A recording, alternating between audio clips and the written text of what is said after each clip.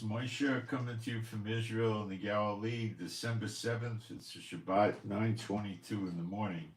It's going to be in the low 70s today.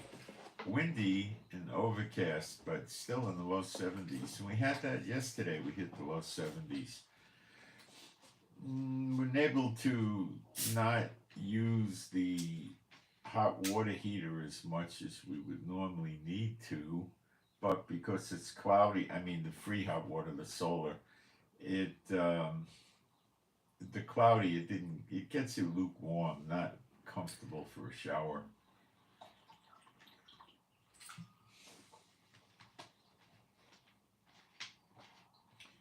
But you don't need to run the hot water heater, the paid one, the electric one, as much as you need to. Okay, so what we're going to do today is cover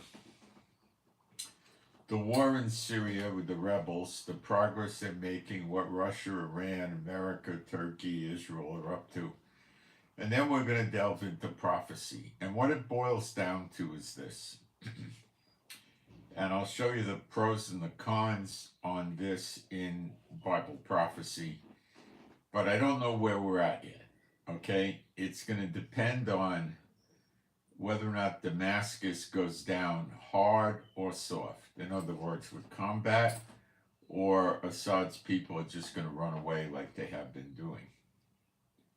And we don't know, because when Damascus goes, the country's considered kaput. Okay? It's over. That's the capital. That's why Russia keeps talking about Kiev in Ukraine. So possibly Assad's people will make a strong stand there, and we'll see it become a ruinous heap. But if they just, defect and run away, why would it be a ruinous heap? Why would the rebels destroy the place? Right now, Assad's forces are basically running away. The Muslim media are talking about Hezbollah coming in and they're going to fight for Assad. That's nonsense. They just lie to build up hope for the Muslim terrorist-oriented people that hate America, hate Israel, and hate NATO and all this. They're trying to build up false hopes for them, is all they're doing. It's called propaganda. There's no sign of Hezbollah doing anything over there. Okay, they were trying to flee to back into Lebanon, but that's tricky because Israel blows up the crossing. It's near Homs, H-O-M-S, in Syria, which the rebels already took without any real resistance. Now, the rebel forces were in some town or village that none of us probably ever heard of. That's 2.5 miles, not kilometers, miles away from Damascus. So, now there's not a massive amount of them there, so they may need to build up more forces. But they're that close to Damascus. Russia is still there with aircraft. They've taken the soldiers' families out. Big shots have been taken out. Iranian big shots have been removed out of there. They bring them to Iraq. China, Russia, Jordan so far told all their people to get out of Syria if they can.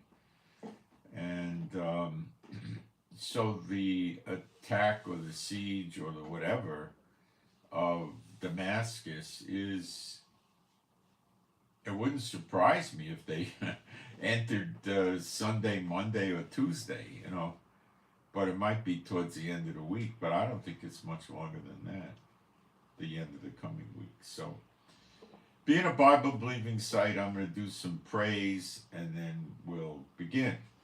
There is no God like Jehovah. There is no God like Jehovah. There is no God like Jehovah. There is no God like Jehovah. There is no God like Jehovah. There is no God like Jehovah. There is no God like Jehovah. There is no Messiah like Yeshua. There is no Messiah like Yeshua. There is no Messiah like Yeshua. There is no Messiah like Yeshua. There is no Messiah like Yeshua. There is no Messiah like Yeshua. There is no Messiah like Yeshua. Okay, so we're going to have an interesting live stream today. Let me quickly go into the live stream and see if we got sound and picture and if we've received any troll people that have nothing better to do with their lives and go into live streams where they don't know anybody. I just, all the snide remarks get blocked. Just get rid of them that way.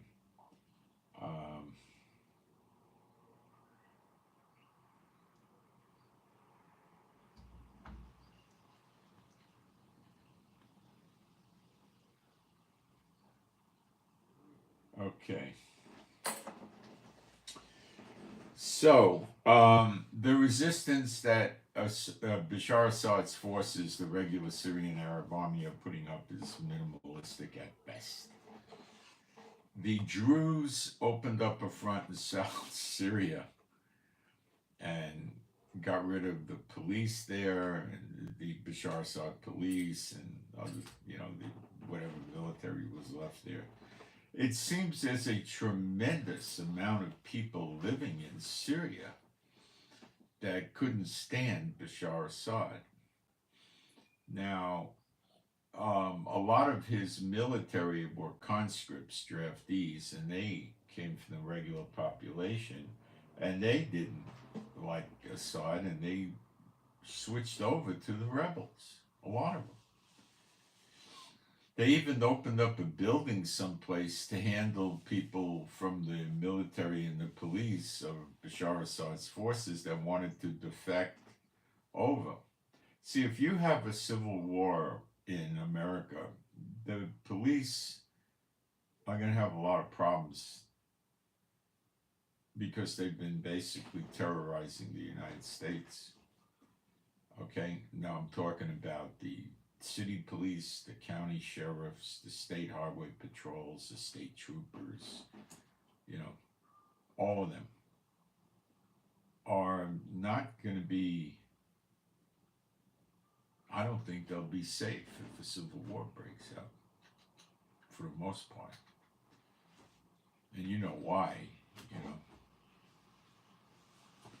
They terrorize the people, and many law enforcement agencies, the average salary of someone that's on the job, 2, 3, 4, 5 years is $75,000. Then add in the overtime, they hit $100,000. Correction officers easily break $100,000 with overtime, and the people are suffering, and they go around and give people tickets for stupid things. Your windows are tinted too dark. Oh, you didn't renew your tag on time. Normally what you would see go on, a cop pulled somebody over, let's say 50, 60 years ago. Hey, your driver's license expired 3 months ago. Come on, you got to get that renewed. Okay. Hey, did you know your tags were, are expired? No, I didn't know. Well, you got to renew that. Go get it renewed. Or if you had a light out, they'd say, did you know you have a light out? Tail light or a headlight or something? No. Well, then they started with a fix-it ticket. And this wasn't that bad, where you had to have the mechanic or whoever repaired your light, or you could do it yourself, sign off that it was repaired on such and such a date. That wasn't so bad, but the law enforcement agencies need to raise revenue for their jurisdiction, their county, their city, their state. So they run around terrorizing people with all sorts of crazy tickets. Now, I've been in countries where the police really don't give speeding tickets or traffic violations to any serious extent at all, because they're so corrupt. They don't want to let the police pull people over like that because they'll shake them down.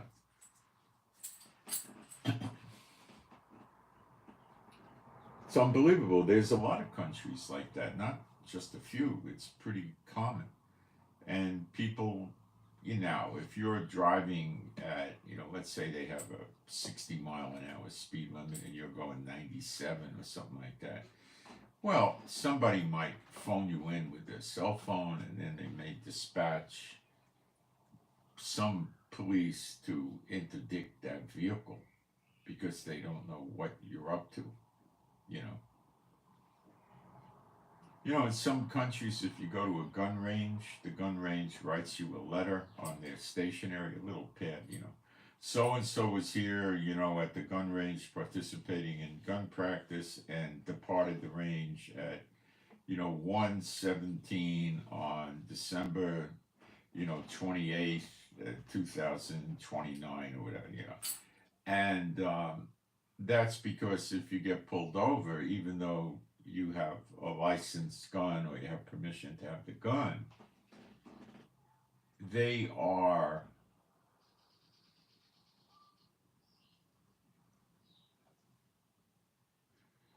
concerned you were shooting your gun and they don't know what the heck was going on. So they could start taking you in and holding you for, if the barrel is hot and stuff like that, holding you for questioning and stuff, right? So the people show them the letter from the range, and they may call the range, but generally they'll just let you go. Of course, the remedy for that is to bring your cleaning kit to the range and sit down somewhere and, disassemble your gun or your guns. And when you start putting the hoppies inside the barrel and the parts are all exposed, it'll cool down very quickly. And then you don't have that issue. Just, the other thing is, in some of these third world countries, the cops, they stop you, they ask you to surrender your gun, which America does, and then if they see that, it's got all kinds of, gunpowder around the barrel exit and stuff, they may start thinking you shot. But generally that doesn't go too far because people go practice with their gun and don't clean it. But your best bet is to clean the gun in these crackpot countries,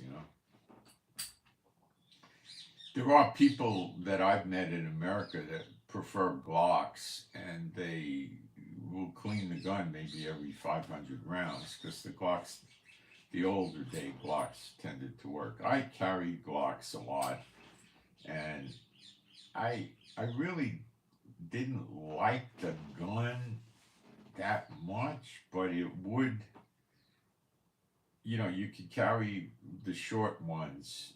What did they call those? I think it was a 27 and 40 caliber.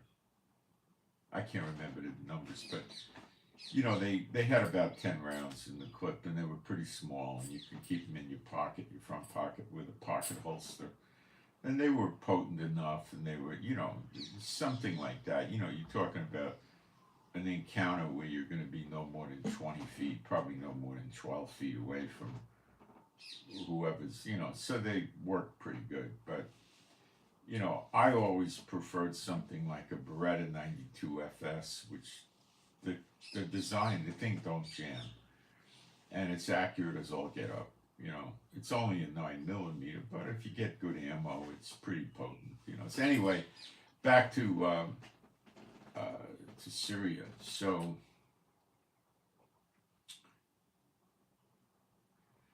the resistance level is next to nothing. Now, curiously, the Russian base in Latakia, Syria, on the Mediterranean, all their warships are out of there.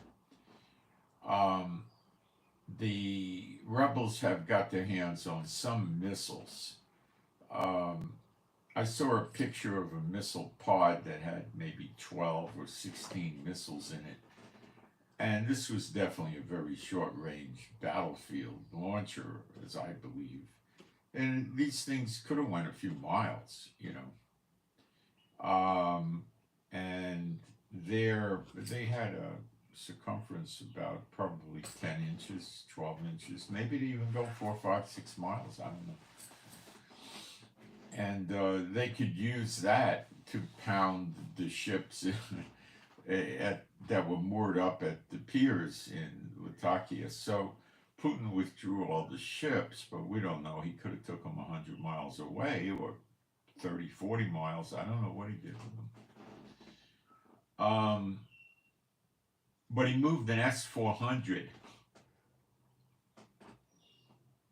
into the base, and that's designed to take down air threats. So I don't know what he's worried about, but it looks like he's thinking about defending the base anyway. Or maybe he just took it over there so it doesn't get confiscated by the rebels. I don't know. Putin said in one statement the last 48 hours or so, he said that he, due to other pressing issues, he can't do much to defend Syria, meaning he'll do a little, but that's about it. And then there was a following statement where the Russians officially said, if Bashar Assad's not even going to defend Syria, we're not going to go in. We're not going to help him. So I think Putin's washed his hands of this. Reports are still, I'm picking up from Arab media, pro-Muslim terrorist kind, that Bashar Assad and his family is still in Russia, Moscow. He may not be in Moscow, he may be someplace outside Moscow, but other people are guessing that he went to Iran. So is it possible he might have left Russia and went to Iran? Yeah, but I don't see any reason for that.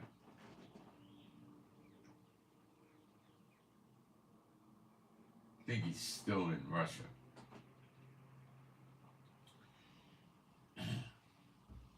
Iran has been threatened by Israel with severe response if they try to run their army into Syria. So far, nothing. And the Iraqi government has said they're not going to bring their troops into Syria to help Bashar Assad. I think what the Iraqis did was wise, and they more than likely reached the conclusion that their best move is to use their army to fortify the border to prevent the rebels from going into Iraq after they settle down Syria. Now, people are saying that the rebels would want to, take Syria and bring it up to speed and get good control and close the banks, maybe reopen the banks, get away from Bashar Assad's currency, make a new currency, get the control of the country. I'm not so sure they're going to do a lot of that. They're going to make sure that Hezbollah is run out of there. There's no sign of Hezbollah rising up against Bashar Assad there. It's nonsense. And so he's got to worry about Russian troops, but most of them have left. He's got to worry about Iranian IRGC troops, but there's not that many there. And the leaders, the ranking officials in IRGC, and other Iranian government officials of the high level have been recalled to Iran. So they go from Syria to Iraq to Iran. They're out of there. So all the indications are that they're not going to have that much resistance in Damascus. However, the proof is in the pudding. We got to wait and see if Bashar Assad lets Damascus fold by just telling what is he going to tell the troops? They're running out of places to go to.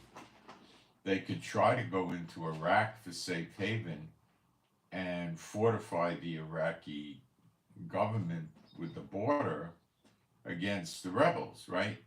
So Iraq would say, yes, you could come here, we'll give you a salary, you can eat here, you'll have medical, you'll have a cell phone, barracks, all that stuff.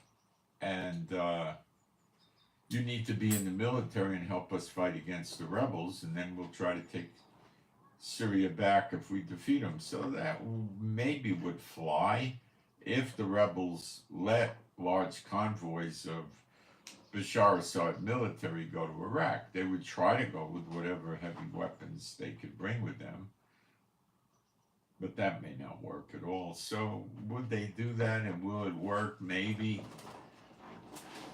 The rebels on the one hand may say, oh, we're glad to get rid of them, we'll worry about Iraq later. On the other hand, they may say, no, they're just going to remobilize with Iraq and attack us again. So it's hard to say what they'll do. It really is. And today, it's hard to say if Damascus is going to go down easy. In other words, Bashar Assad's forces will have a combination of desertion, defection, or just apathy and just wait till they come in and surrender. I don't know.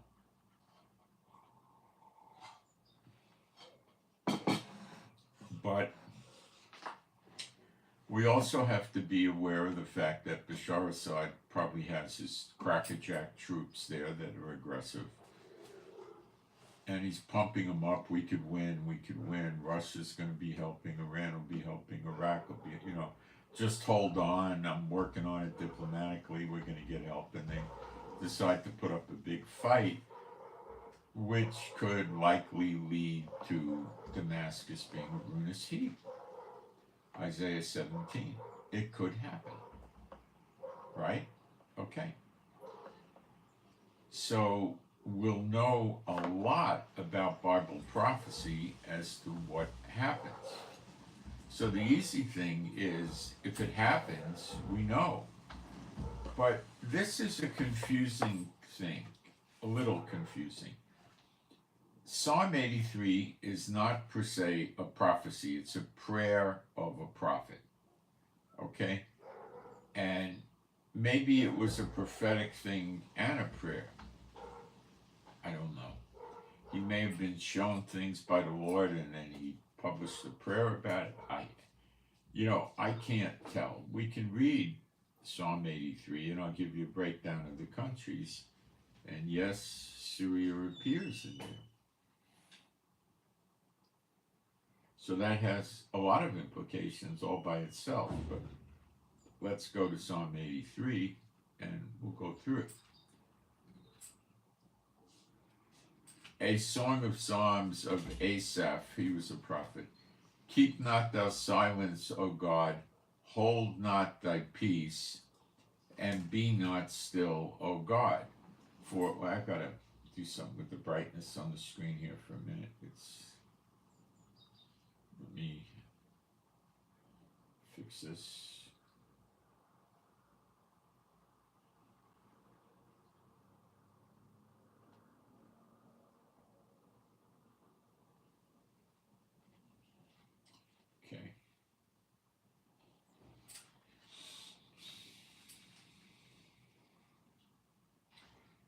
Keep not thou silence, O Elohim, hold not thy peace, and be not still, O, that's El, God, O El.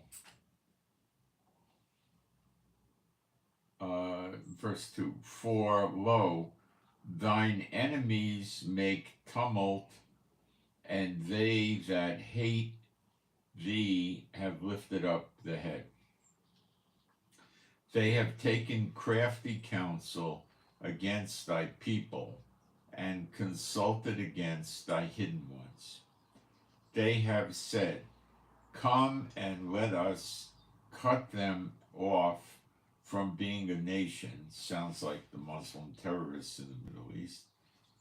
That the name of Israel may be no more a remembrance. For they have consulted together with one consent. They are confederate against thee. The tabernacles of Edom, that's Yemen, and and the Ishmaelites of Moab, that's Jordan, Moab, and the Hagarenes. The Hagarenes are, let me go through the cast of characters because I have that written down. I researched it and saved it. So I'll find, I know I can find that pretty quick because I had it this morning. Here we go. Edom is Yemen. The Ishmaelites are just general Arabs, so it's not highly specific. Moab is basically South Jordan. The Hagarenes are Syria. But that doesn't mean it's Bashar Assad's Syria. Good point, right? Then it goes on and it lists Heal or Ai or whatever, that's Lebanon. And then it lists Ammon, which is North Jordan. It lists Amalek, which is the Sinai Peninsula, the land that Israel gave back. Philistines, I would say, is Gaza. Tyre is Lebanon. And Asher is Iraq.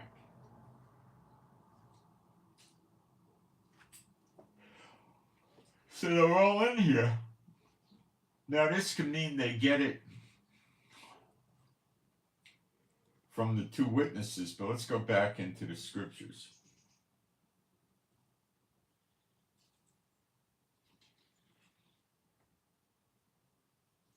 Now we're in verse 7. Gabal and Ammon and Amalek and the Philistines with the inhabitants of Tyre, Gibal. I think that's, let's see. It's south of the Dead Sea, could be Syria. Let's take a look where it is. It could be revealing. I'll look it up real quick.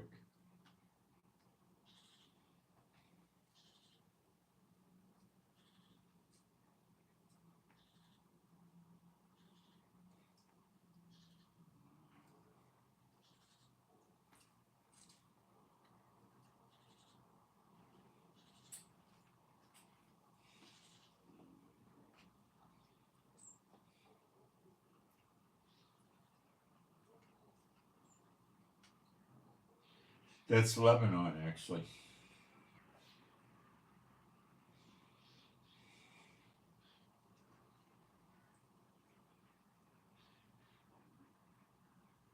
Asher, we covered that.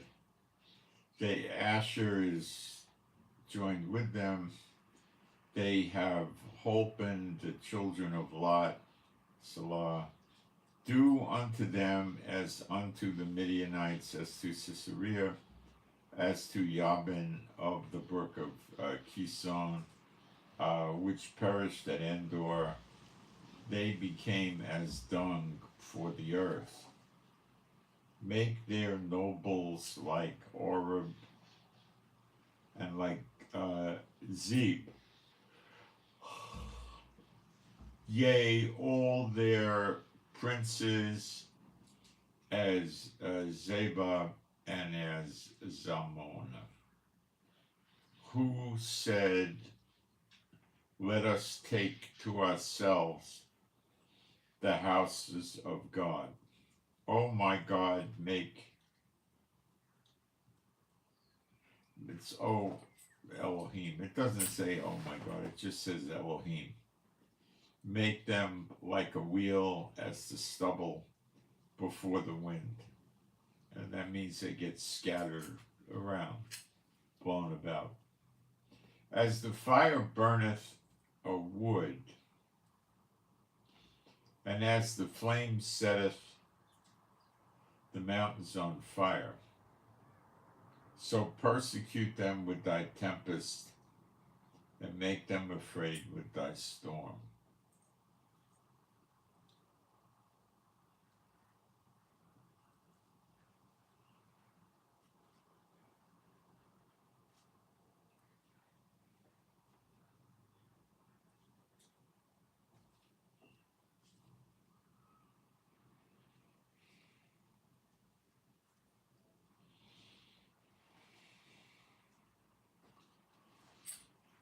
Fill their faces with shame, that they may seek thy name, O Jehovah.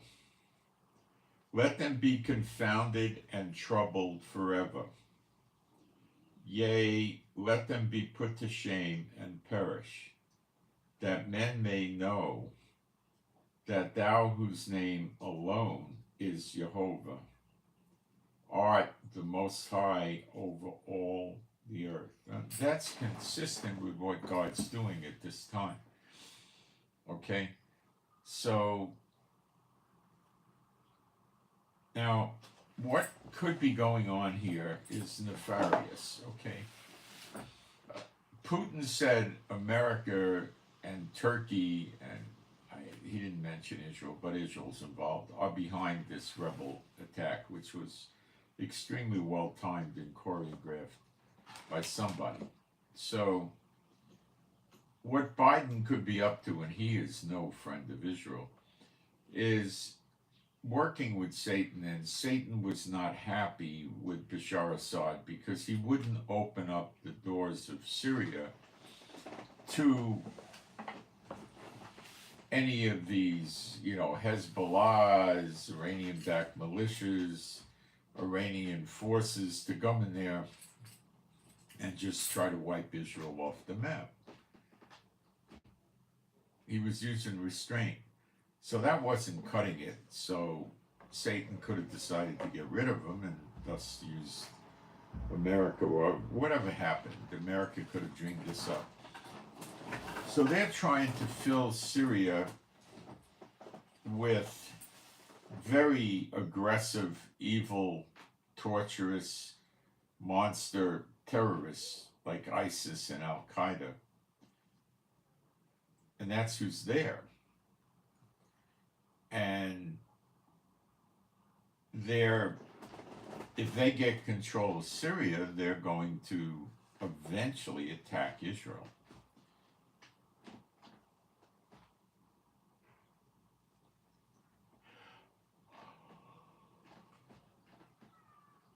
Israel's aware of this. That's why they just destroyed a site of chemical weapons and other strategic weapons that the rebels were getting. They didn't want them to have these weapons.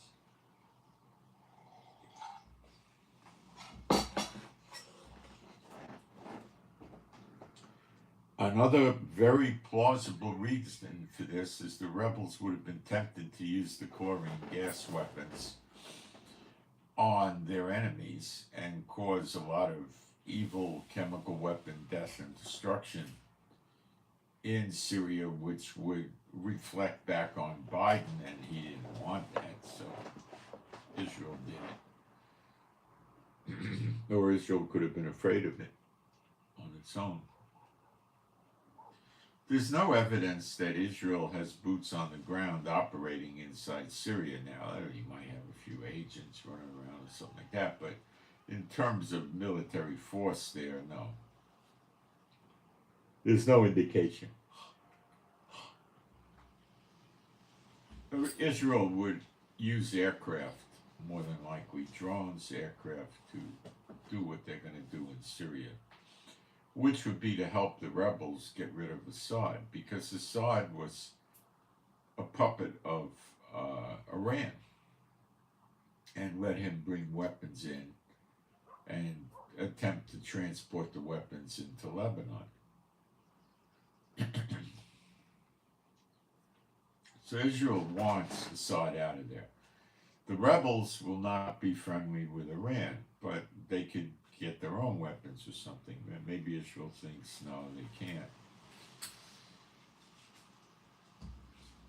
I mean, there was videos on YouTube of these characters going to YouTube and trying to figure out how to fly a helicopter from YouTube videos, because they captured some helicopters from Bashar Assad, at least one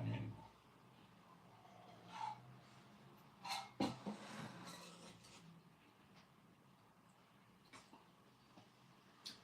That'd be like trying to learn how to ride a motorcycle on YouTube, or learn how to ski on expert slopes or something. It doesn't work. I don't think it would work.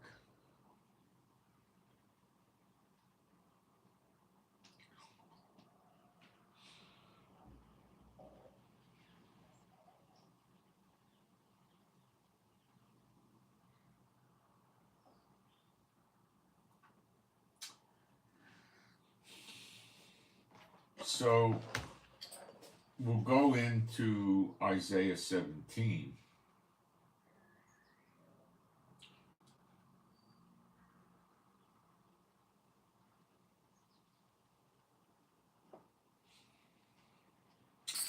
The burden of Damascus.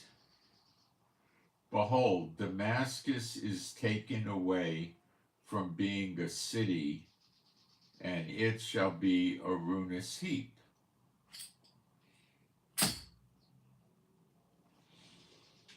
Now, I don't see why the rebels would be going around destroying Damascus if Assad's forces surrendered and ran away.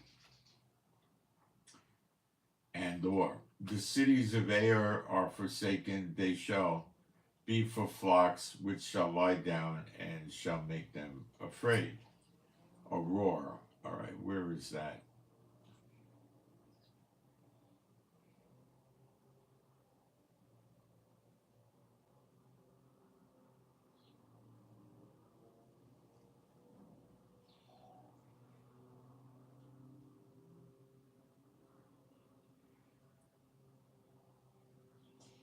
That's in Ammon, that's in northern Syria, so that's not really relevant.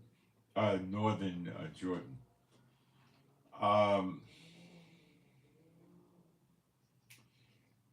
the city of Aurora is forsaken, they shall be. So, pay attention. Jordan is probably going to feel this too, maybe.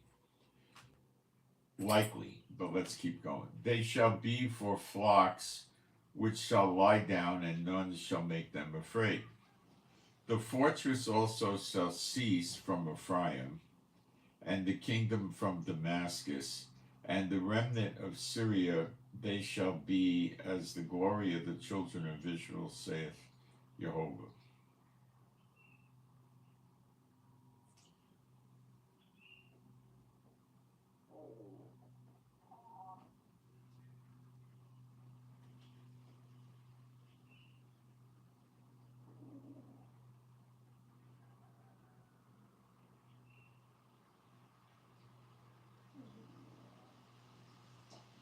Um,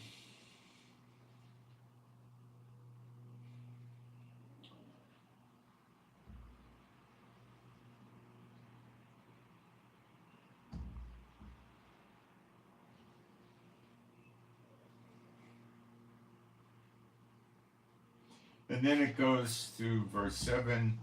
At that day shall a man look to his Maker, and his eyes shall have respect to the Holy One of Israel. That day is probably Zechariah 12:10. And he shall not look to the altars for his work. Okay, let me keep going. In that day shall his strong cities be as a forsaken bough, and an uppermost branch which they left because of the children of Israel, and there shall be desolation. Now, that looks like what's happening to Syria's cities now. Because thou hast forgotten the God of thy salvation, and hast not been mindful of the rock of thy strength, therefore shalt thou plant pleasant plants, and shall set it up with strange slips.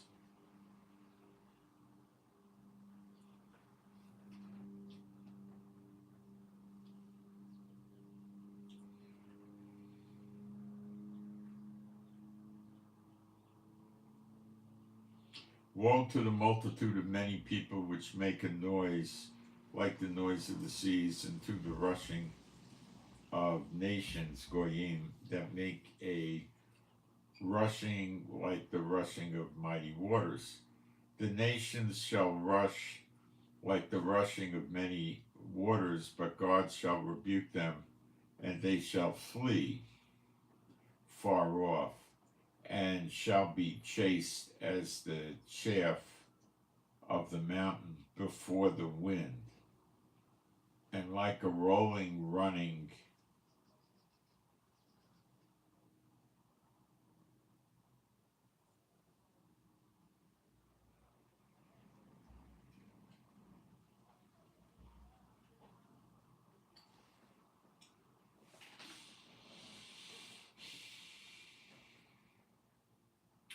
and shall be chased as the chaff of the mountains before the wind, and like a rolling thing before the whirlwind. And behold, at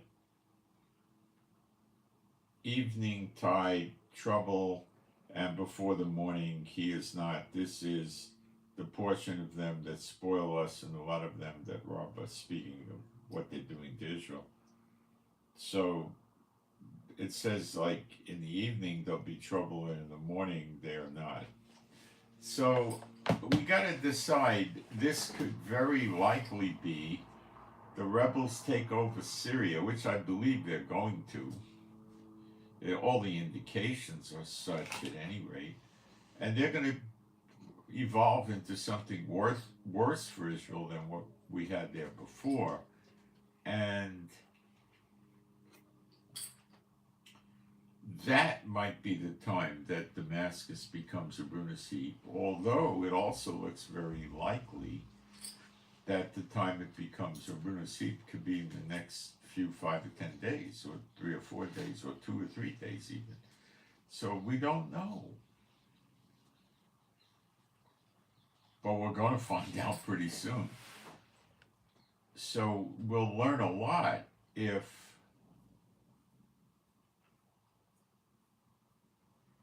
we see Damascus become a ruinous heap. See, Biden and Turkey could have put these really, ISIS, Al-Qaeda type groups in there to get rid of Assad.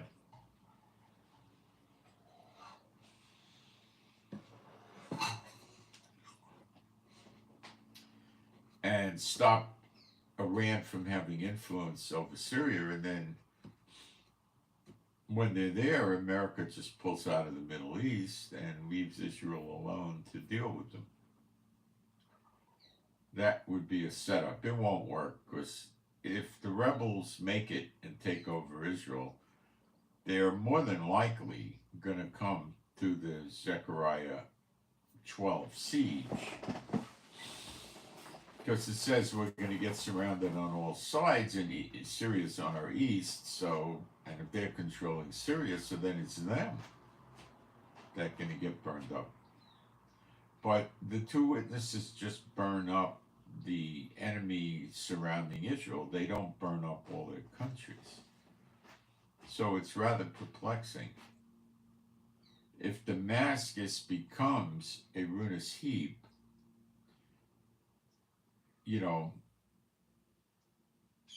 it still could work that way. The rebels just have they just have Syria. They got to build a new capital city or something, right? So they would probably shift it to Aleppo, which they have relatively intact. And then they would be in the siege. So it looks like that, but we're going to know a lot more when they hit Damascus, which I'm sure they will, but maybe I'm wrong, but I doubt it. And then we're going to learn a lot. If Damascus just surrenders, well, it ain't going to be a ruinous heap at that time, as best as I can figure. So we got to watch this, okay? We're not finished with it yet, okay? Just because you see all the indications are this is going to happen, it may not happen.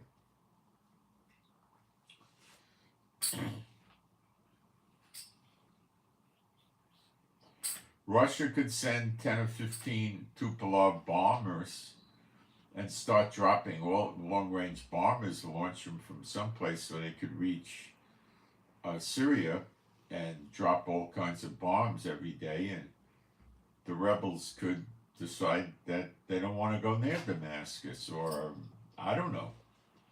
don't think we know everything. Putin is acting like he's not going to do anything, but don't be sure that that's the truth or that Putin may not change his mind.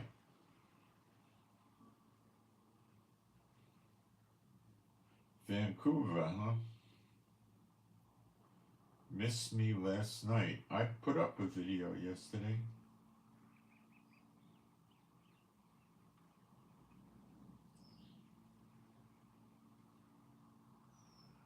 Palestine is Syria? Incorrect. Get your facts straight.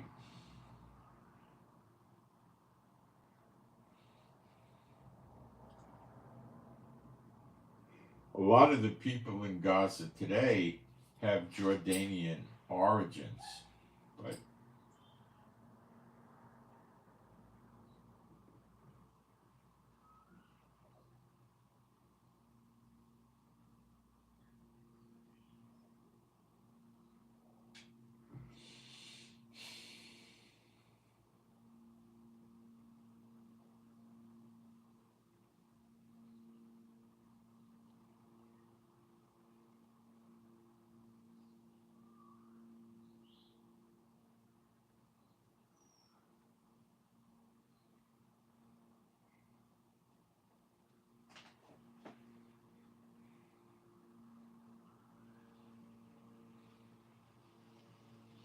all right, let me get back on my notes.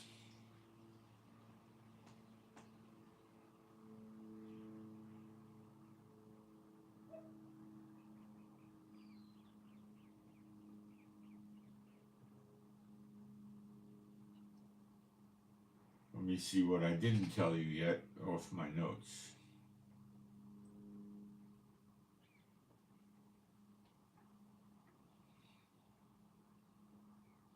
The Jews were attacking retreating Assad troops too. Oh, the Kurds are taking over land as the Assad military troops are retreating, and they're having confrontations with Turkish-backed forces over this land. So the thing is a little skitsy, rebels fighting rebels.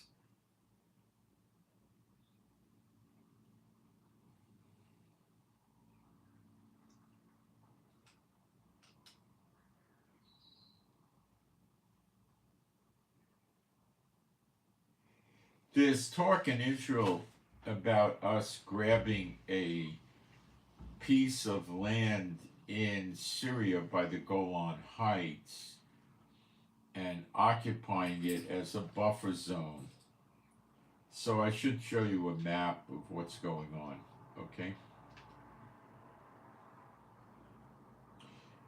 I haven't heard any official announcement from the government yet about this, but it seems to be scuttlebutt or rumors, so it might be something that's being discussed by the Israel Security Council, but that doesn't mean it's going to pass. It means they're talking about it, so they definitely have some fears of I got a map here, but it ain't the greatest map. Google Maps is so deficient. Let me see if I can find a better one. We have a piece of the Golan Heights, and then to the east, Syria has a piece of the Golan Heights. The UN just said we don't have a right to that piece of the Golan Heights we have, but it was not an enforceable decision. And now Israel is talking about grabbing more. So, let's see if there's a good map I can get my hands on here.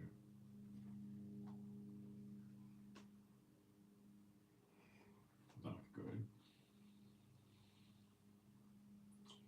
This might work.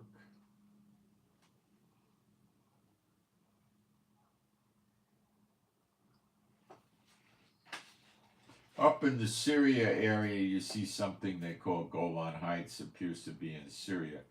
So we have a piece of that on the left or the west, and Syria has a piece on the right or the east, and we would probably take that over. Russia had about 300 military police up there for a while, but I seriously doubt they've been there for. I imagine they cleared out before the rebels got up there. So we have some apprehensions about them, so we might just push in from our Golan Heights, go in, I don't know how far,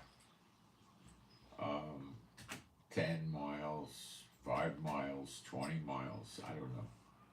And probably just take over the rest of the Golan Heights so they don't get it and we get it.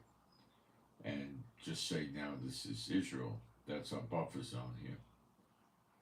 So that would make it difficult for the rebels to push into Israel from there. See how, if I can determine how many miles. Let's see, size of Syria Golan Heights.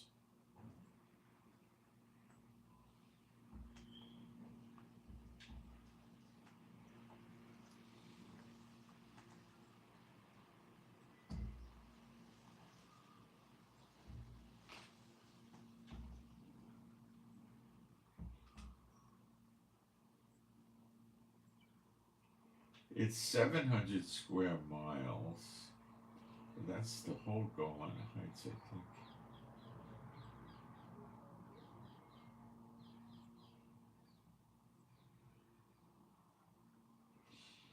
think. Syria controls 91 square miles.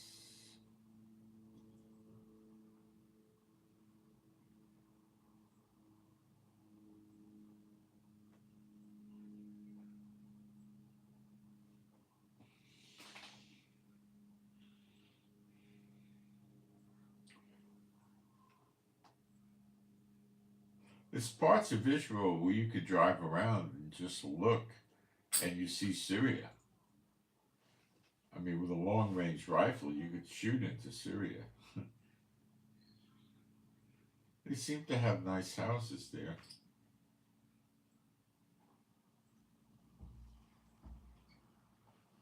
Okay, maybe this has some information that gives you the distances. Let's see.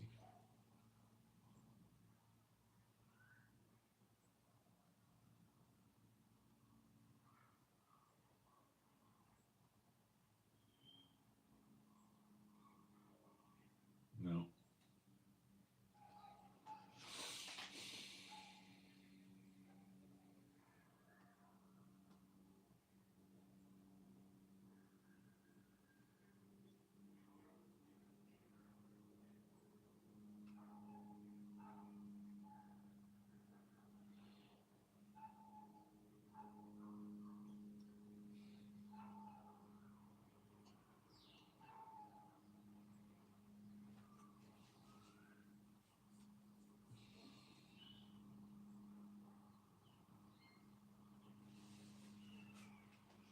I'm not getting the width, but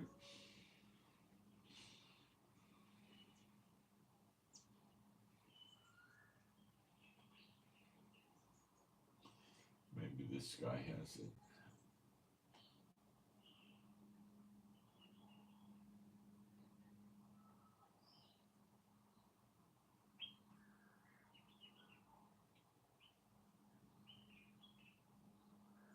Well, I can't get a good map that's going to show me how thick or how wide it is, but it could be, I guess, 15 miles or something like that, or 10, I don't know.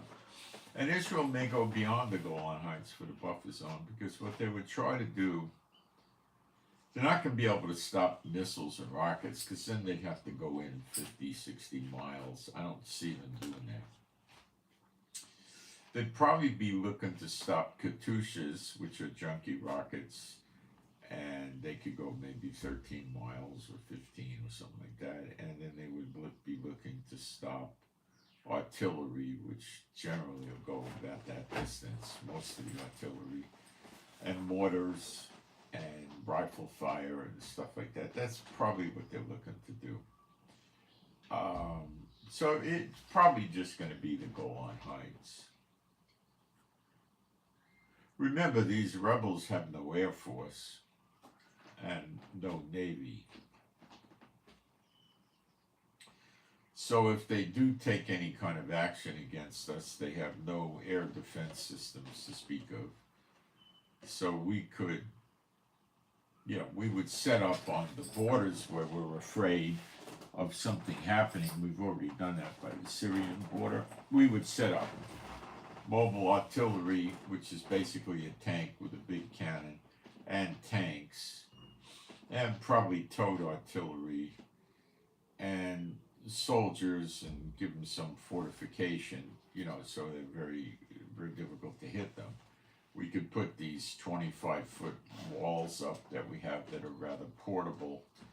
They're probably about this thick at the top, and at the base they're maybe 3 feet thick, 2.5, 3 feet, 4 feet even. I don't think 4 feet, maybe about 3 feet thick. And they go into the earth a piece, and then they have rebar that comes out from the sides, and they lock them together. Each one could be maybe 8 or 10 feet broad. They seem to be about 25 feet high. They're very heavy, and when you interlock them with the rebar, and they're embedded into the ground as well, they're going to screw up missile launches, because the soldiers are on the other side of it, not far away. So you'd have to get a missile that goes over the wall and then comes right. They can't do that. So the missile goes, it would have to come down and just clear the wall. Very, very hard shot for highly inaccurate missiles that they use. No chance they could do that. I'm not even sure American missiles could get that good. Drones is another matter, because the drone could just fly over the wall, and then, that could happen.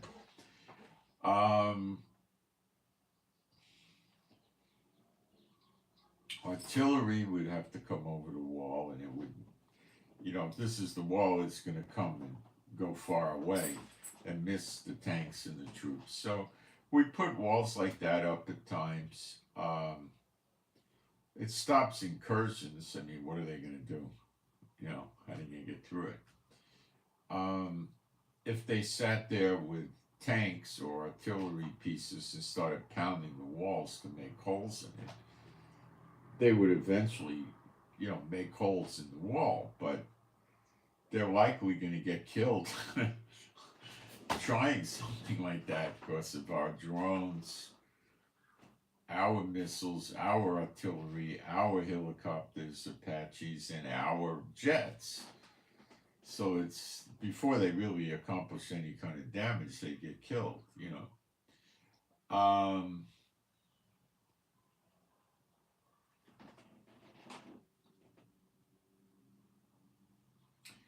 I don't know how successful you would be trying to hit these walls with the tanks.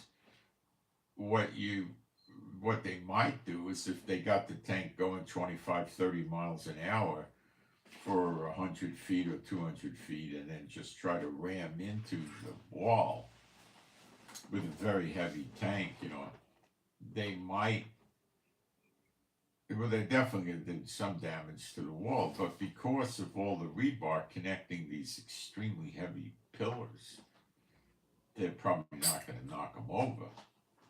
And the tank, I don't think, is going to be good for a whole lot after that happens.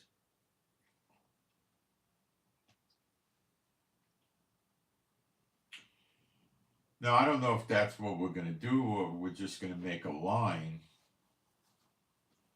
and be behind the line. Now, they can lay, and they do this periodically, and they may do this, dig a trench, with backhoes and bulldozers. It's, it'll take a few hours, and the trench could be deep enough that if the tank goes in, it ain't coming out, And it could be,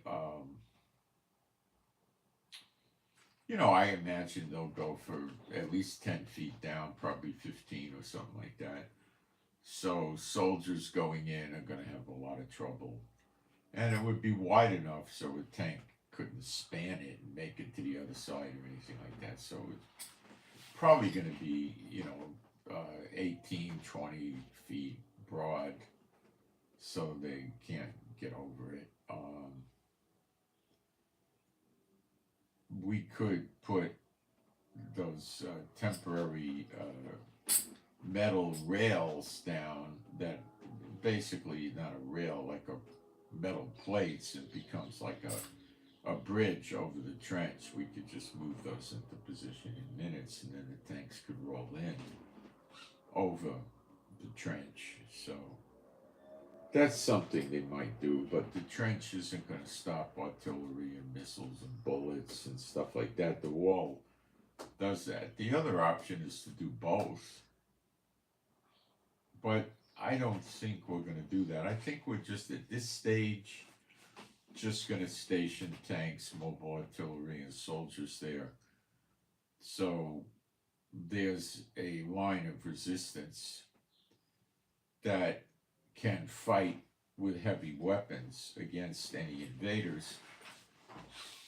And then the aircraft shows up, and that's the end of them. They just start dropping any kind of ordnance is going to kill them. Probably a lot of 250 and 500-pound bombs and a lot of artillery. That would be it. So I don't think we got a serious risk of getting overrun from the Golan Heights or from other places in Syria, right now. But we have fortified other parts of the border with Syria as well, and I believe they did dig a trench over there. So this is the mindset that you have to look at with these rebels. They want to build another country under strict Sharia law, whatever that means, okay? For the LGBT community that may or may not be in Syria, it means they're going to have to go undercover to an extreme level or risk death. They execute LGBTQ people in extreme Sharia law countries routinely. So they're going to have a problem. People with narcotics use, no, I'm not talking about they go to the doctor and get pain medicines. We're talking about people that are using street narcotics. They get killed too. Not all the time, but sometimes. Sometimes they might want to rehabilitate, whatever. Women running around without a hijab are going to be sorry. Men letting the women run around without a hijab are going to be sorry. Women are only supposed to go out in public with like a father, maybe a grandfather. I think an uncle would work. A husband would work. Maybe some other man that's a friend of the family, but they're supposed to be out with a responsible Muslim male, and they're supposed to be dressed appropriately. So you're talking long sleeves, some kind of dress approaching the ankles, and a head covering, and maybe the face is out, or maybe the face is closed off, and they just have an eye slit. I don't know what their standard will be. Likely just the eye slit. Okay. The mullahs teach them that they're oversexed, the males are oversexed, so they don't want them to see any part of the woman because they're afraid they may get excited. I mean, this is the nonsense, So they do the hijab thing. That's how I understand it. Maybe I'm wrong, but that's how I understand it. What else are they going to want? They might put an end to smoking. Sometimes they get into that, and sometimes they don't. They likely would. Alcohol, forget it. There won't be any alcohol in the country. The men could dress like, they could wear jeans and a pullover shirt with 3 buttons and short sleeves and running shoes. And yeah, I don't think they like them wearing shorts or running around without a shirt. I think that's about the limit, you know. Put on a t-shirt, put on a pair of jeans, put on sandals, and I think the men are home free. They want to wear a hat, they don't want to wear a hat, they don't care. Sunglasses, they don't care.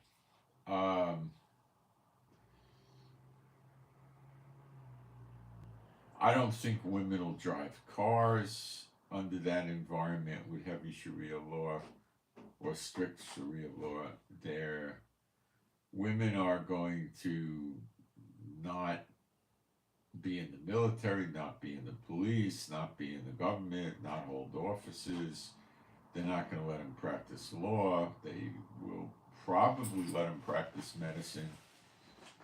Probably just female doctors working on female patients. So, you know, delivering babies, gynecology, general family practice for women, that sort of stuff. They might allow women pharmacists. I'm sure they'll allow women nurses. They probably could curtail women teachers in the schools. Any swimming areas would probably be segregated with fencing or something separating women from the men, a solid fence. They just put poles up and put material you can't see through on the pole, like a dark fabric, or they could use heavy plastic sheeting and spray paint it or something. Who knows? Something like that. The food will be halal, which is so sad for the animals because it's a painful death. I'm thinking, what else do I know? Of course, they'll purge and prosecute all the Muslims that are more liberal than them violently. The Christians, which are in Syria, are going to probably have to leave or get severely persecuted, maybe killed or imprisoned, or I don't know what will happen to them. But I think the best thing for them would be to get out of Dodge, leave.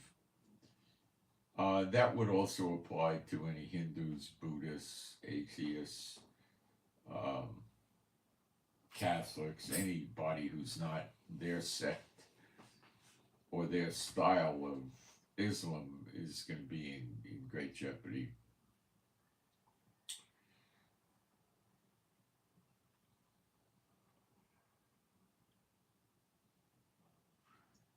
If they could get the oil away from America, which America may have made a deal with them that they're keeping the oil. America's up in northeast Syria, and they have several military bases there. They have 12 in Syria, and probably, 5 or more are up there, the oil fields up there, the oil refineries, whatever it is, oil something, that they're protecting for American oil companies. And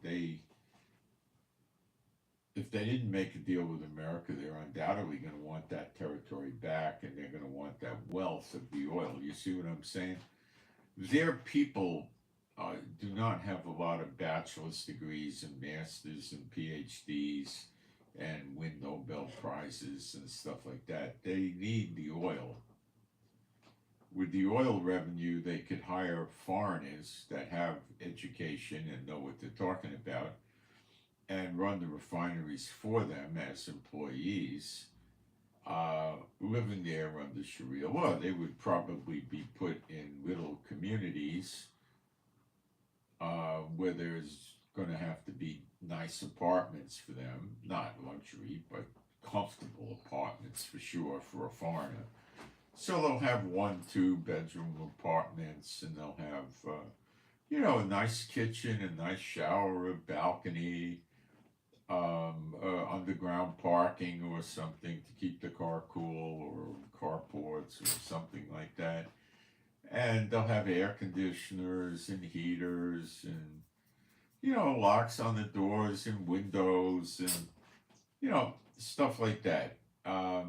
They will probably not let them have alcohol, but there could be exceptions to that if they stay in that community and they're infidels predominantly, and they will probably be allowed to have alcohol over there, but if they take it outside of that little village community, they'll be in hot water.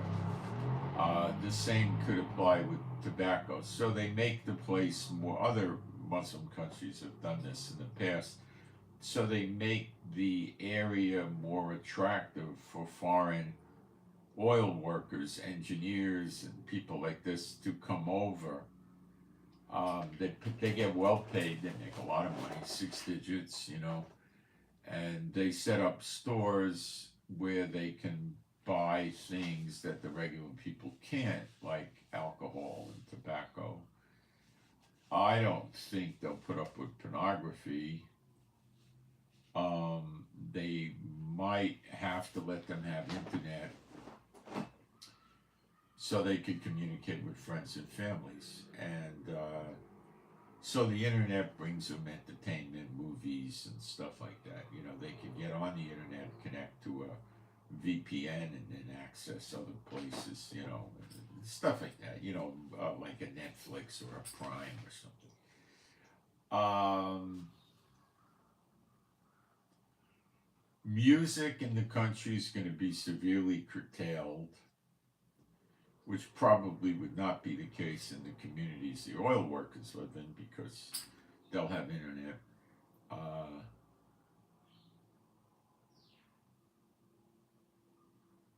So you're not going to have regular secular music there. You're not going to go to the movie theater there if you're a regular, not the oil workers, the regular people, and watch the latest Hollywood productions. There ain't going to be no movie theaters for that. The news is going to be completely controlled by the government, like Iran does. So you're not going to get any free any liberal or honest news. It's going to be pure propaganda.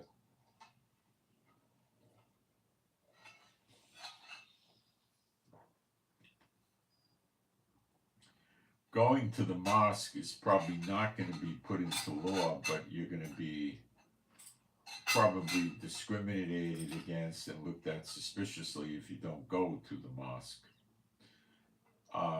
The prayers are going to blast all over the country on loudspeakers.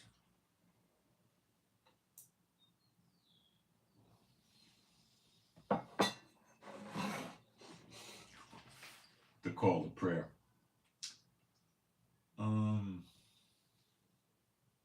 The government's basically going to run the mosque. They'll probably at some point gravitate to a leader that's political and religious Muslim, but that might not come for some time. So they'll need foreign workers for communication systems, for the oil business, maybe for the airports, and I don't know. I mean, how many of these Syrians will have no other option but to start working for them and convert over to a more extreme sect of Islam, like they are wanting to place in Syria when they take it over.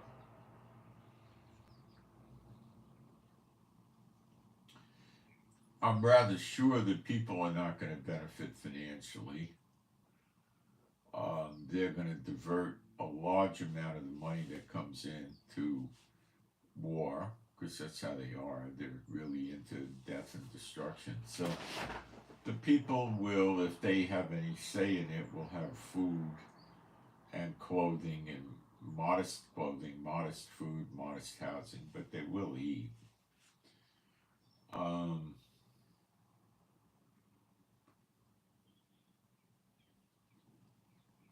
They'll build a big military. They'll try to set up weapons manufacturing plants, tanks, ammunition, artillery, missiles, rockets, drones, anything and everything they could get expertise on building. Um,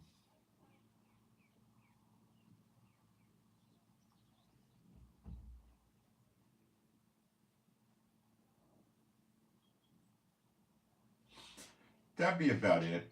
Oh, there's going to be a lot of persecution of the Muslims living under Assad that liked Assad, and the ones that didn't like Assad are going to be very happy and work with the rebels. So it's basically going to be a real mess. That's why Israel isn't that worried right now. Okay. They are really going to want to try to get that oil. And if America doesn't let them get that oil and made a deal with them, then it may not happen. And America keeps their bases there, and then they're going to be itching to take out Iraq and get the oil in Iraq. Because they need money. They don't go out and create new drugs and, medical drugs and sell it for a lot of money. They don't create medical devices and sell it for a lot of money. They're not going to make refrigerators, air conditioners, TVs, ovens, cars, motorcycles, none of that. They will raise livestock and grow crops as best they can. They'll get behind that big time.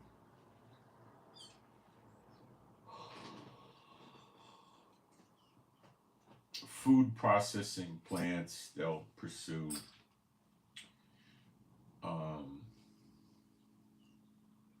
They'll have to change the banking.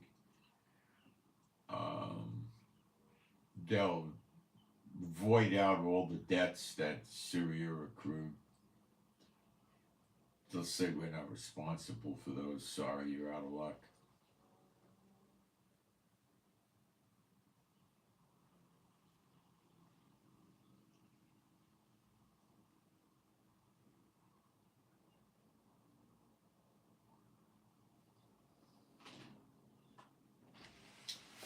What else?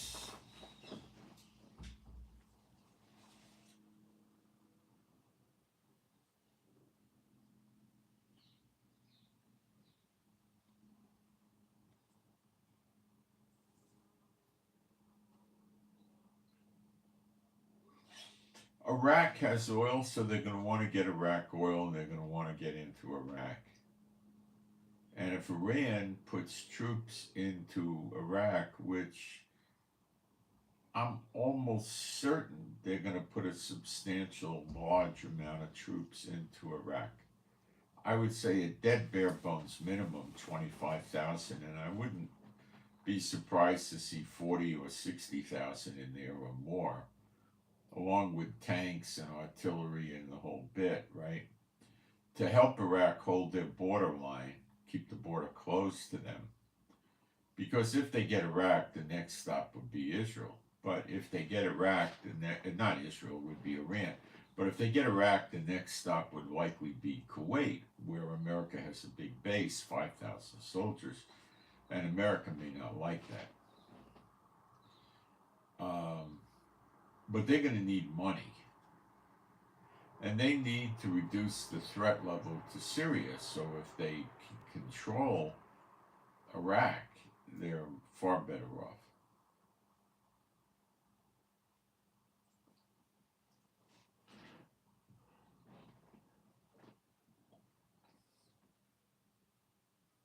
How long it'll take them to push into Iraq, I don't know. It may be very, very rapid because they see a big threat from Iraq. Iran could keep building up a large military contingent in Iraq, advanced training for the Iranian-backed militias in Iraq, or they can incorporate them into the Iranian army, training of the Iraqi army, giving them more munitions, missiles, and just building up a big fortress in Iraq to try to take Syria back. So it would behoove them to try to take Iraq now before Iran can fortify the place.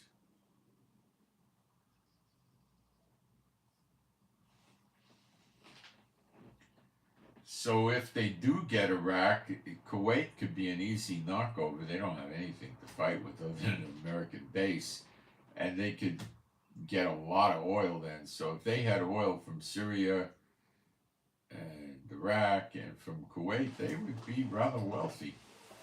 And they would divert probably 50-60% of it into building up war equipment. Because that's what these Muslim states tend to like to do that are not, oriented like Saudi Arabia and the UAE. The UAE has spent a massive amount of money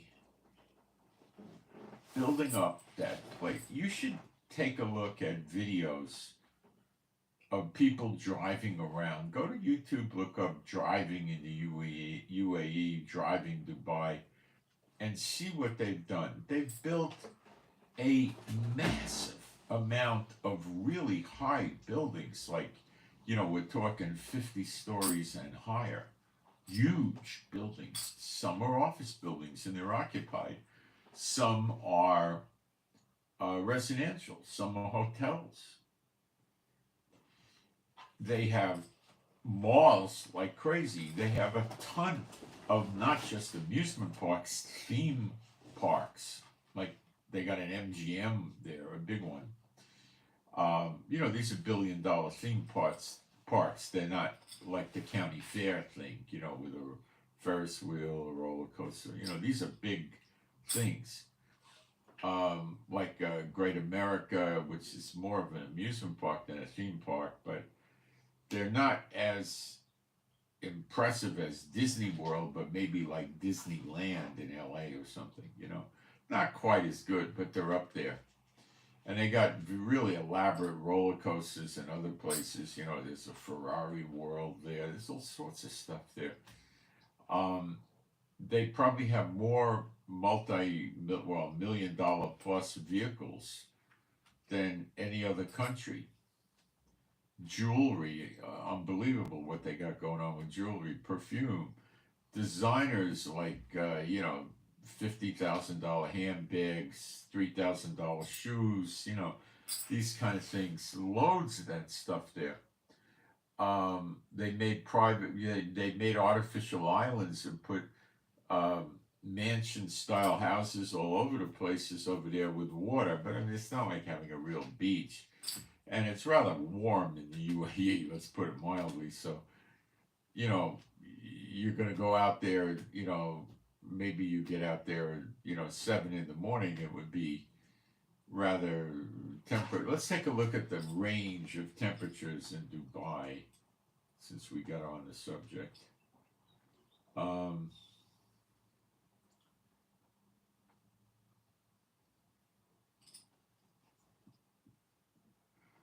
Okay, let's try Dubai annual weather.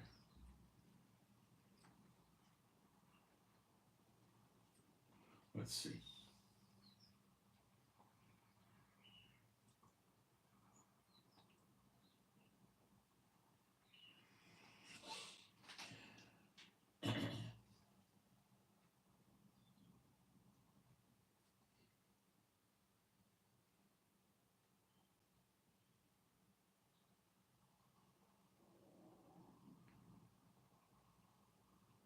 Well,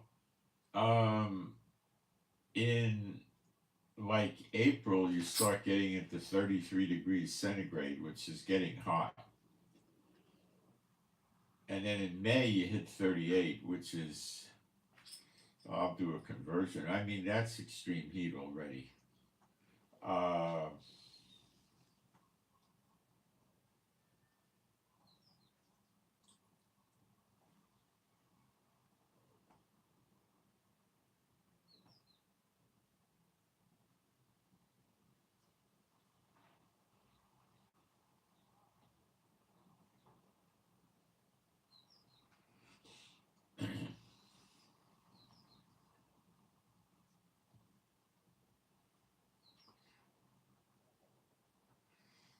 wrong with this thing here? Oh, I see.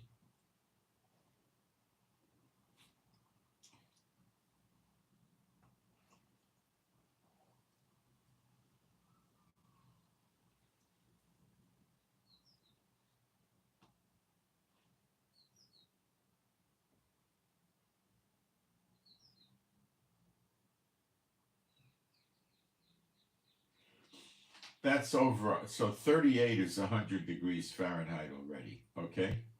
So let's get back in here. Oh, I lost that. All right.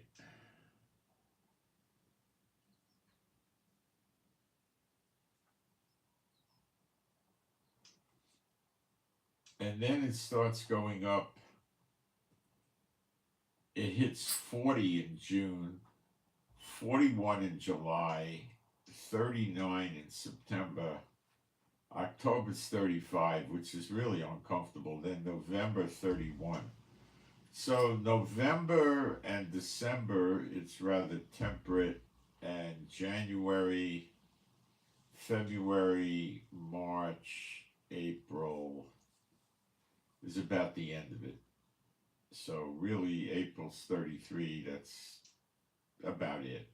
So you've got about 5 months of the year in Dubai where you're going to be able to walk around the streets in relative comfort. And if you're in a cold climate, it'd probably be very nice there. 7 months of the year is going to be stifling hot. Okay? Like really hot.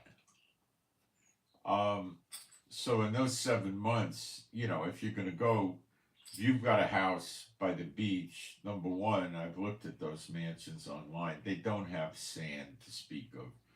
Some of them might have 20, 30 feet of sand, but they're not like a real beach, you know. So you'll have your pool and you'll have a patio and you could go out there and, you know, if you go out in the morning and you decide that you're going to pack it in by 10, 11 o'clock, you're okay, I think. And then you can go back at, you know, 5, 6 o'clock. It might be temperate, or maybe even 8 o'clock. You know, it's not that usable. But they invested a massive amount of money in making that a playground for the extremely rich people, Satan bots. Okay? That's what it is. They have 6 and 7-star hotels there that are outrageous and super expensive. I mean, you're talking, you know, regular rooms, which are rather plush. You're talking, you know, probably 4, 6, 700 a night. Suites, 3, 4, 5, 10,000 a night. You know, they have butlers and all sorts of stuff. They got fantastic restaurants there. They probably don't serve pork, but they will serve shellfish, which Islam allows. And let me think. Shopping, you know, basically it plays to the flesh. It's, if you want, and you know, Sharia law is there, but they seem to be tolerant of foreigners. I think you can get alcohol there and tobacco, but I'm not sure. So people that are very rich like to go there and buy their Caroline Herrera, the Louis Vuitton, the Chanel, you know, all that kind of stuff, right? And the expensive jewelry and cosmetics and perfumes and they sell very expensive furniture, but you'd have to have that shipped around the world, which would be very expensive. And the finest fabrics, you know, for sheets and towels. And, you know, it's just a playground for the super rich, you know. And they don't have a traffic problem there to speak of. And the roads are beautiful. Most of the roads through the city, even, they got roads that are elevated. So you can go from one part of the city to another without having to creep in the traffic at Looks like you probably get about a 45 to 50 mile an hour speed limit or something like that. I don't know why these people buy all these $1 million supercars there, unless they have places where there's no speed limits. Let's see. Let's see if they do that.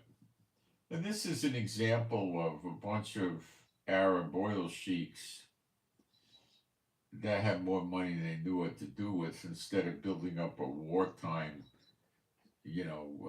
system, they decided to become a playground for the ultra rich. And we're talking ultra rich here. We're not talking somebody that's got $8 or $9 million.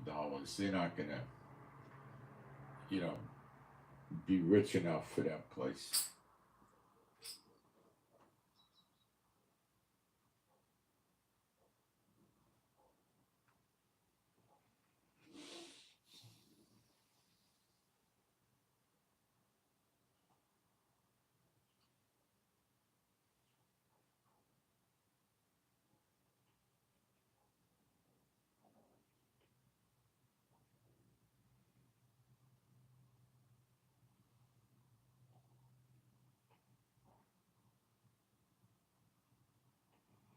I think the most you're going to get on a speed limit there is about 70 miles an hour.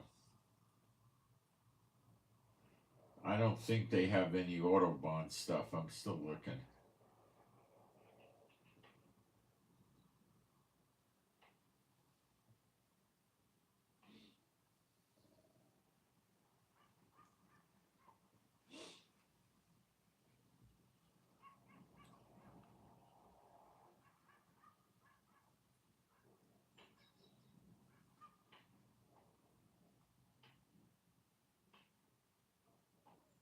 Okay, they allow the people to go 20 kilometers over the speed limit before they start giving them tickets. That's 12 miles.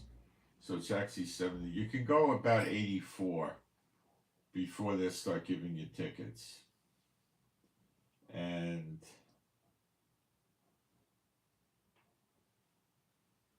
they have a point system.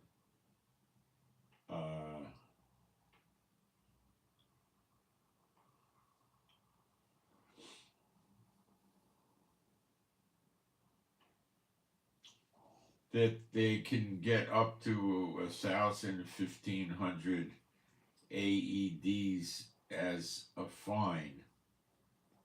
I don't know what an AED is, but it looks like it's a serious fine. Hundreds of dollars. But, if you're worth $900 million, you don't care. But then they got the points, so they probably have a way of taking care of that or something like that. But, so I don't know if these guys that buy these Bugattis for $2, $3, $4, $5 million, where they go 200 miles an hour, are actually just buying these things to say they have it, or they're actually running around driving at very high rates of speed. I don't think Dubai would really be very tolerant to people going 100, 140 miles an hour on the roads. I don't think they would put up with that. So, that's an example of, someone that was trying to do something. Now, Kuwait they don't care about strangers. They got all the oil they need, all the money they want. They just luxuriate themselves over there. They don't build amusement parks and stuff like that. Qatar kind of likes to follow the path of UAE a little bit. Bahrain, I'm not that sure of. Oman is just a kingdom. It kind of keeps to itself. Saudi Arabia has never really gone the route of UAE. They got enough oil revenue. And Jordan is nowhere near that range. So the UAE is the playground of the world for the mega rich, but it's a Sharia law. So they're not going to have the same type of thing you're going to run into in Monaco. Now, Monaco is a playground for the similar amount of dollars, super rich, but it's under secular European type law, so LGBTQA, no problem. drunk, just don't stagger around the streets drunk, okay? You know, they have a terrific police department to protect these people from any kind of street crimes. I don't think you're ever going to have a purse snatched or your car ripped off or getting hit over the head or anything like that in Monaco, because there's cameras covering the entire city that are monitored, and the police are going to go after violent crime in a Gestapo fashion. They're going to go with a very heavy hand. They're not going to play around, and you're going to get caught because you're going to get picked up on the camera most likely. So you're not going to have burglaries. You're not going to have stores getting stuck up or robbed. The houses are insanely expensive.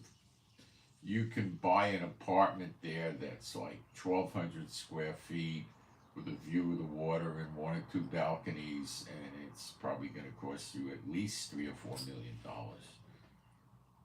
Okay, at least. That's for an apartment. Okay, and then the parking spaces could cost you $250,000. It's very expensive, and they want it that way to keep the non-Satan bot riffraff out. And they got all the same kind of shopping that you got in the UAE over there, you know, all the junk you want. You could travel to other European countries if you need more, you know, very expensive designer goods that you don't get in Monaco, but they got a full plethora of them over there. And the restaurants, and they got the beaches, and they got the car dealers, you know, Ferrari, Rolls Royce, all that stuff. And it gives the Satan bots a chance to live amongst other Satan bots like Beverly Hills, you know. And believers aren't living there. I don't know how many true believers live in Monaco. If any, there's probably a handful. I don't know. They do hire servants. There are people that are, you know, multi-generation Monaco people that, you know, live there, and I believe the minimum wage is quite high over there, so they could survive.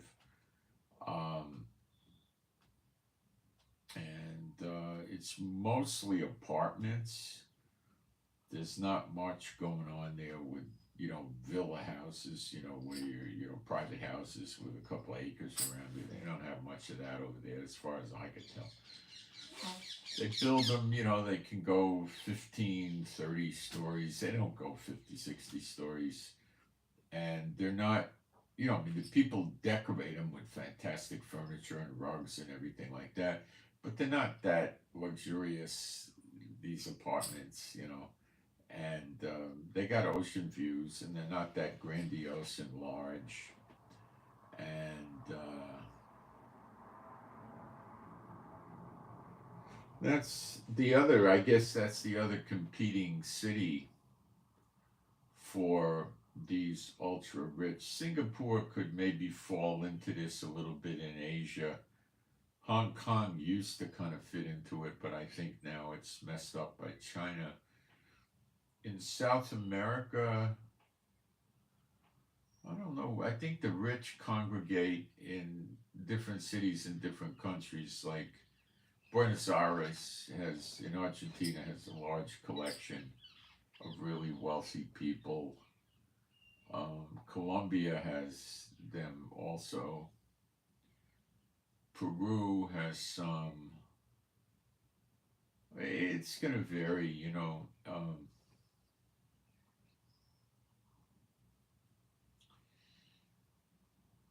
The lousy government countries, like in Central South America, they're all lousy, every one of them.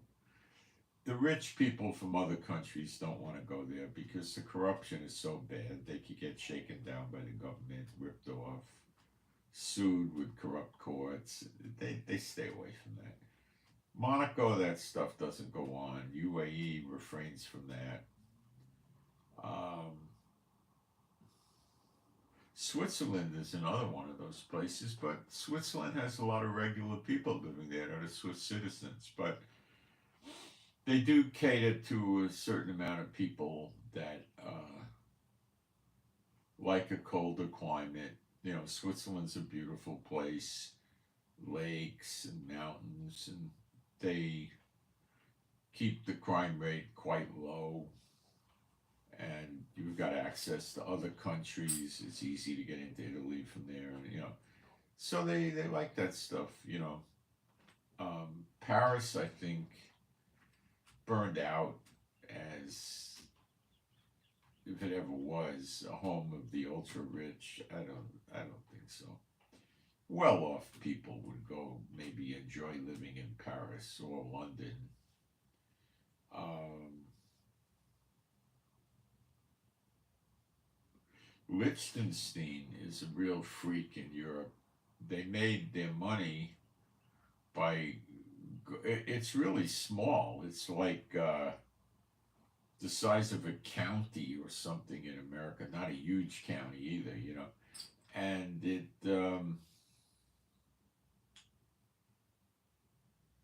it's doesn't allow immigration that I can tell, and they just let the citizens of Liechtenstein live there, which are usually tied to the royal family. And they had this banking thing going on until 2008 when Obama busted that up, where they were playing the game the Swiss did, but maybe more deviously letting any kind of money come in. And they made a tremendous amount of money. But when you look at Liechtenstein, it's not some beautiful, gorgeous place. It's got older, plain Jane buildings made out of concrete, and you know, it's rather empty. It's not a very crowded place, and it's basically not much of anything to do in Liechtenstein. So the Liechtenstein people are well off, and they like staying there, and they could travel throughout Europe whenever they want to with their passports, so they just go enjoy life probably in other countries. And, you know, living in Liechtenstein and raising a family there for these people seems fine. And, you know, they're not lacking anything, you know, at all. Andorra is another one of those kind of places with crooked banking that reformed. Um,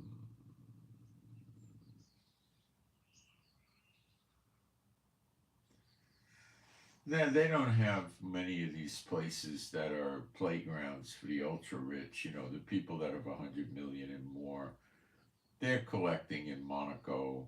They're collecting in um, Dubai.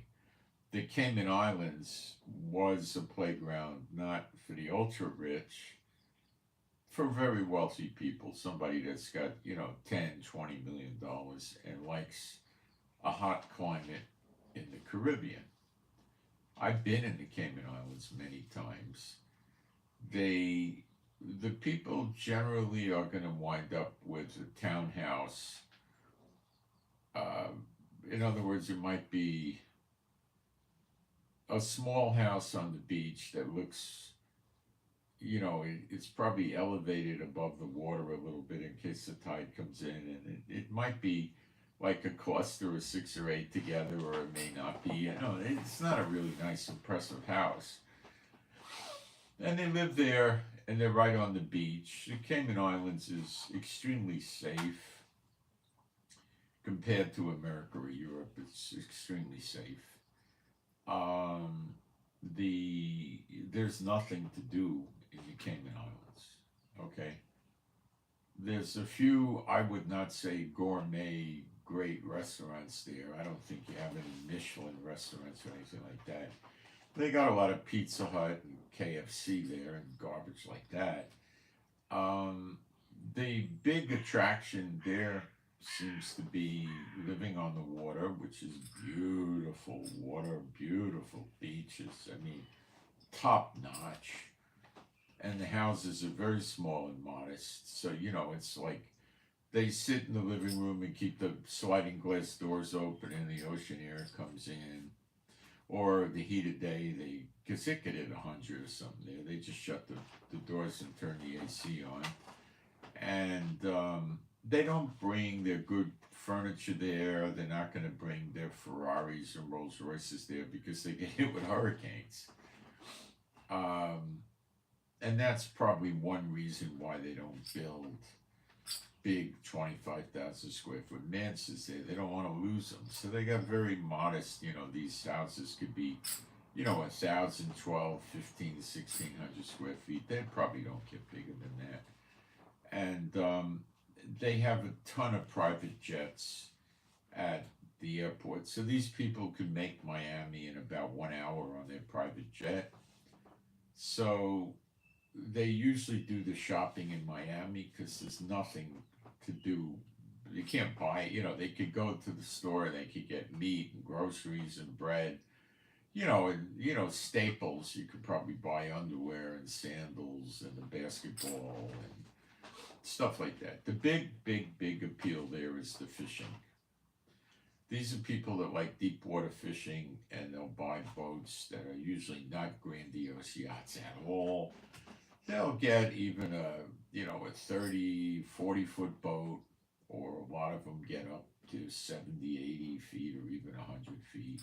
But they're not getting into yacht, super yacht range, which begins about 230 feet, or maybe some will say 180 feet. They're not getting anywhere near there. Most of them are 15-foot boats or something like that, which enables them to go out. They might go out 10, 20 miles from the island and go fishing. And that's the big thing. So, that's all I know about that stuff. So anyway, let's get back and see, first of all, what's going on in the chat.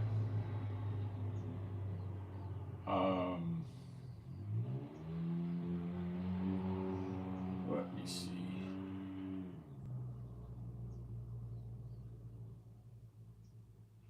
Let's see what's cooking here. Oh, we got a lot of play in the chat. I got to make sure it's all.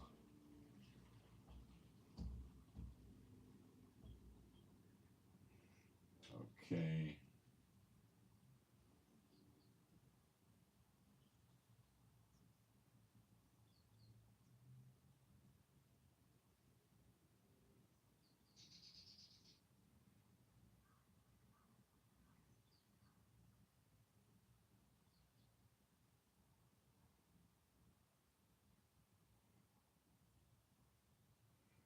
Somebody writes Genesis 12:3. Let's take a look.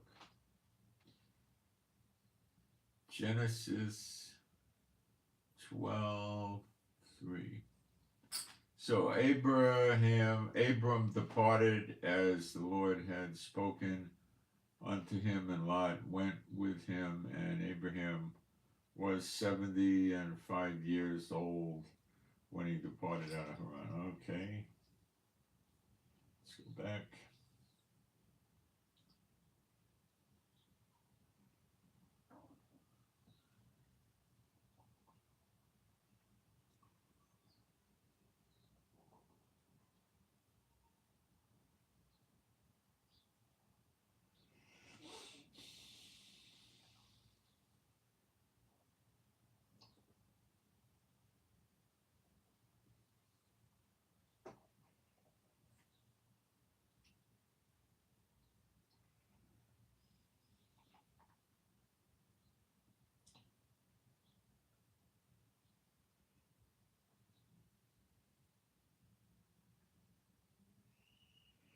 The CEO getting whacked, I didn't follow it too much. It's not of international biblical significance or anything like that. I just didn't waste my time with it too much.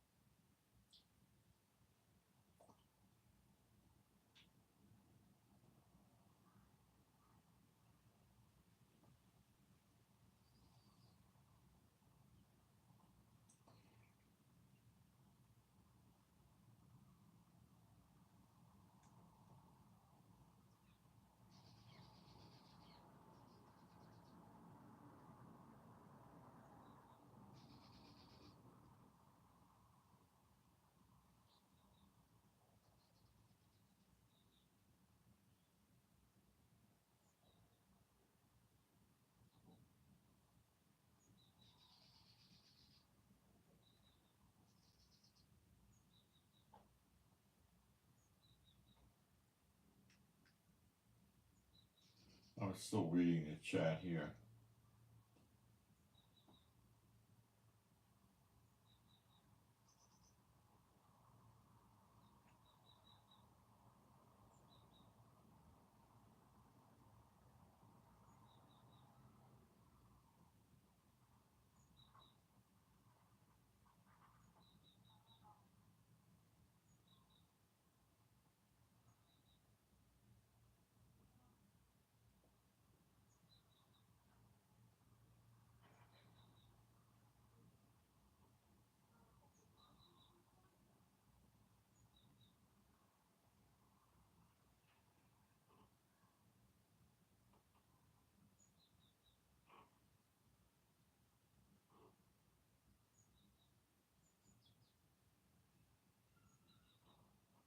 No, we're not getting the extent of trolls we used to.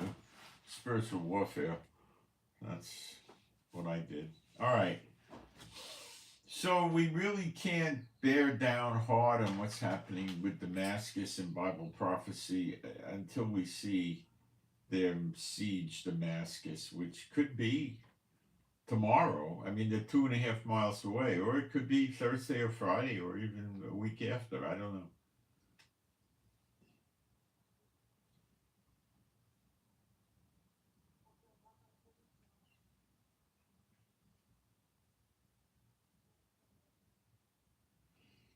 We did hit a chemical weapon and special weapons factory in Syria the other day to make sure that the rebels didn't get chemical weapons. I covered that previously. I'm just bringing it back up.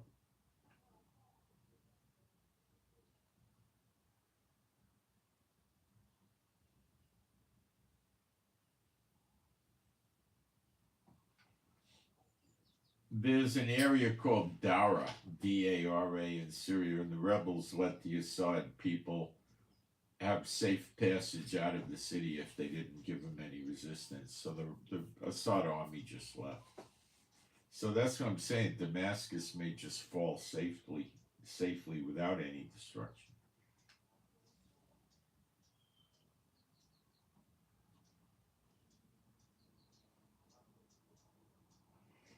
So now the rebels have Homs, which is connecting Syria to Lebanon, and that stopped Iran from having any land passage of weapons from Iran to Iraq to Syria into Lebanon. So Hezbollah is cooked.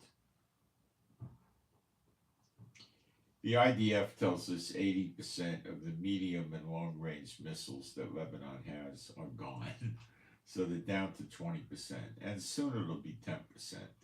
And when it get down to 10%, it becomes very, well, right now, it's very, their attacks on us are very weak and inconsistent. And when it gets down to 10% more so, and then it'll get down to about 5%, and then you're not going to really get anything.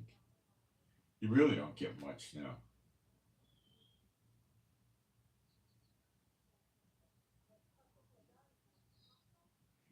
So the rebels took over a border crossing connecting Syria to Jordan, one that connects Syria to Iraq.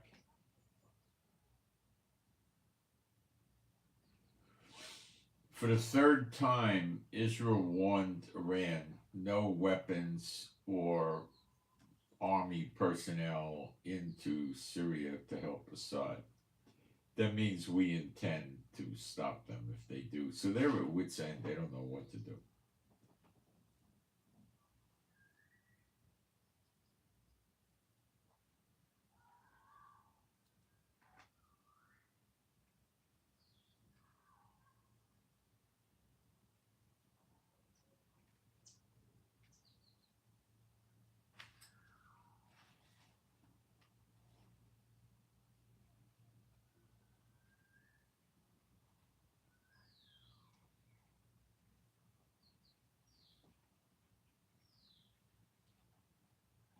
Iran is still vowing to save Syria, but there's no evidence of any action.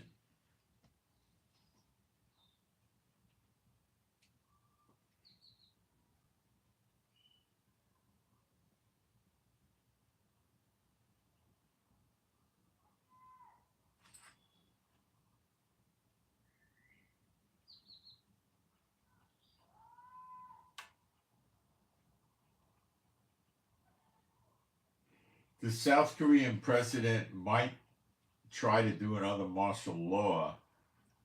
So they're trying to accelerate the impeachment process from tomorrow, the 8th, to today, the 7th, in South Korea. So we'll have to see what happens. I don't know if they actually moved it up a day, but it's being said that the military will not support his martial law motion. He's trying to stop them from throwing him out.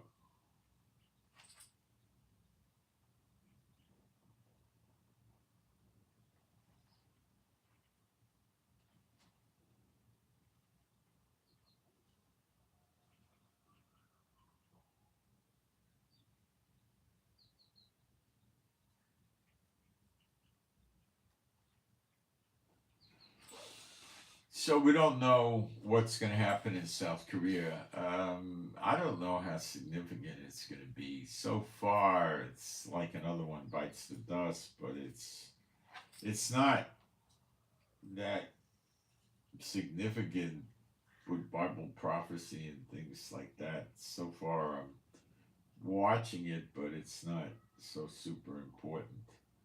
Now we see, I believe, Syria in Jeremiah 49. Question is where? Let me see if I can speed things up and find the verse.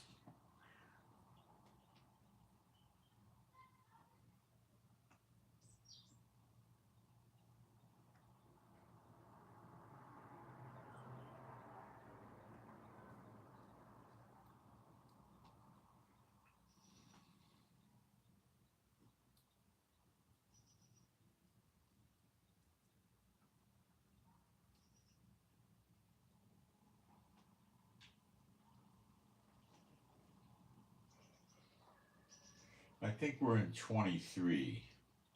Jeremiah 49:23.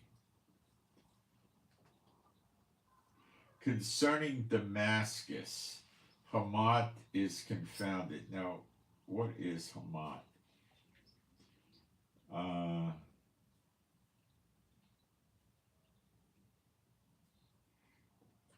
It's in Upper Syria, okay. And Arpad, for they have heard evil tidings. They are faint-hearted.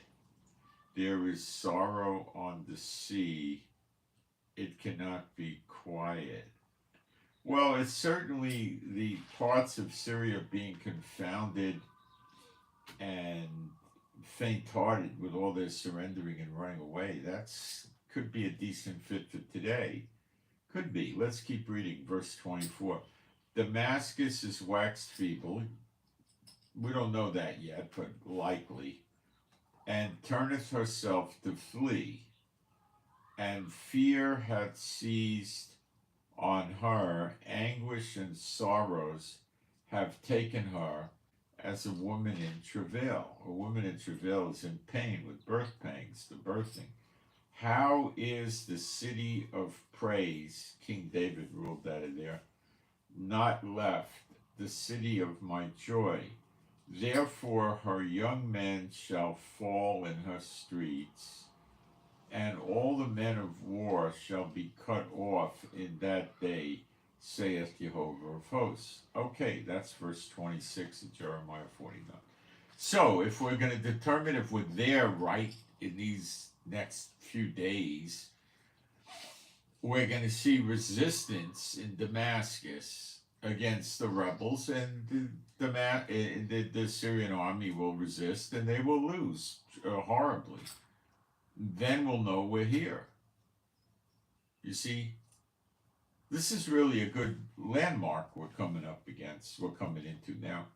And I will kindle a fire in the wall of Damascus, and it shall consume the palaces of Ben-Hadad. Concerning, okay, that changes Keter and Hazar, which, all right. So this tells us a lot when we see what happens in Damascus. There's one or two things that well, one thing that could happen is Damascus stays the same and they don't really attack it yet. But since they're only 2.5 miles away, I think that's not a realistic choice, but it could happen. So either they attack it and the Assad forces run away, and then we know we're not here because the soldiers aren't cut off and stuff like that. But if they're resisting the rebels and the rebels prevail, then we know we're there. But what if, and that means Damascus will be a ruined seat, but what if the Syrian army prevails and repels them out of Damascus? That's another possibility. And then the Syrian army doesn't get killed. So we're going to learn a lot about where we're at in prophecy when we see what goes down in Damascus in the final stages. My opinion, my guess is I'm not sure if they're going to evacuate or fight.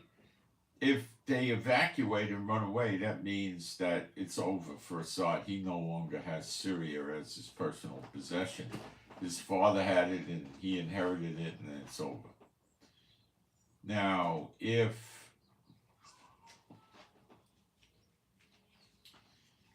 so we gotta watch. That's what I'm telling you. We're close to maybe seeing something, or maybe not. So let's not jump the gun, and let's just be patient and watch. We're not going to have a long wait. Okay? If there are a lot of Bashar Assad soldiers with heavy equipment in and around Damascus, then the rebels would know it. And they may not attack at this time. They may just try to surround the perimeter that Assad's army has to make sure no weapons and supplies come in. But they can't really close off Damascus either, because they'll wreck the place for civilians too. So we just got to watch. We don't know yet, but it looks real interesting, and I think we'll know pretty soon. Let me check the social media I use for the Middle East, and we get the best news there a day or two before mainstream media does. Let's see what's going on since I started the broadcast, because things are moving so fast. Bashar Assad told around 30 Ba'ath officials in Damascus to prepare to leave the country.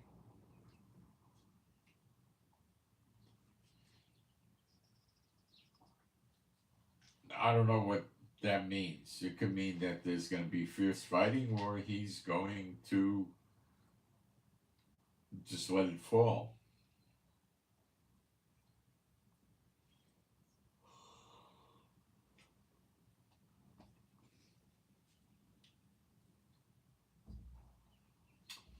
The UN delegation is preparing to pull out of Damascus. That could mean a lot, that they know what's going to happen, which is not going to be a peaceful takeover. But we don't know that for sure.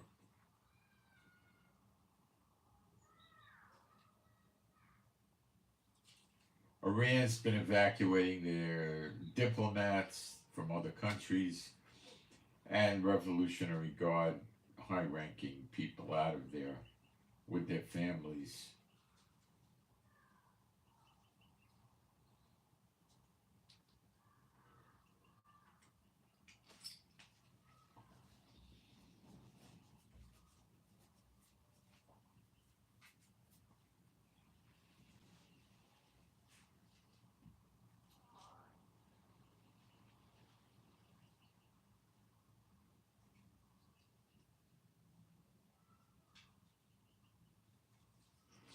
Two senior generals from the IRGC, which is Iran's military, left Syria.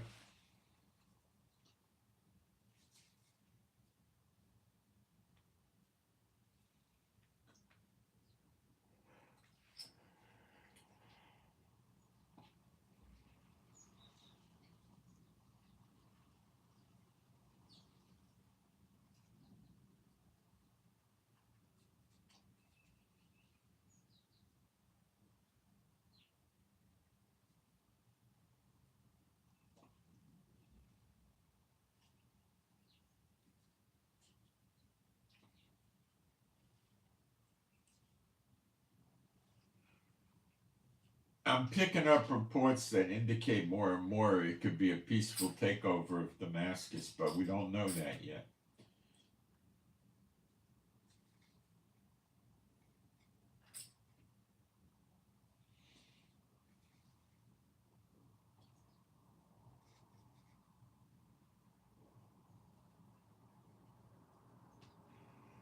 The rebels are telling the Assad groups to just stay home for their own safety. It's basically telling them just stand down.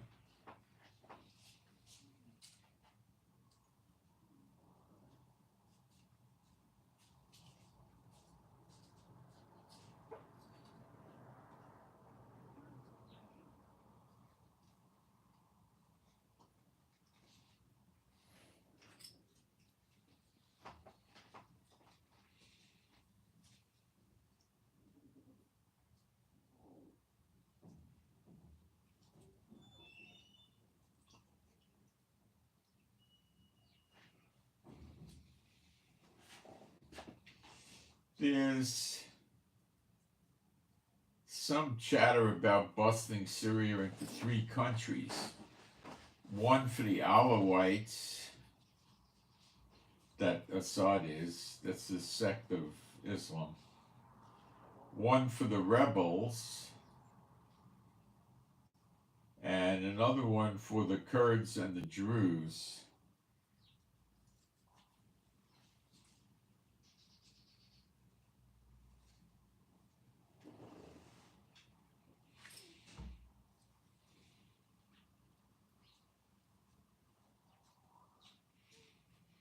I have no idea if this is really something that may or may not come to happen. I don't know. It's the first I heard of it.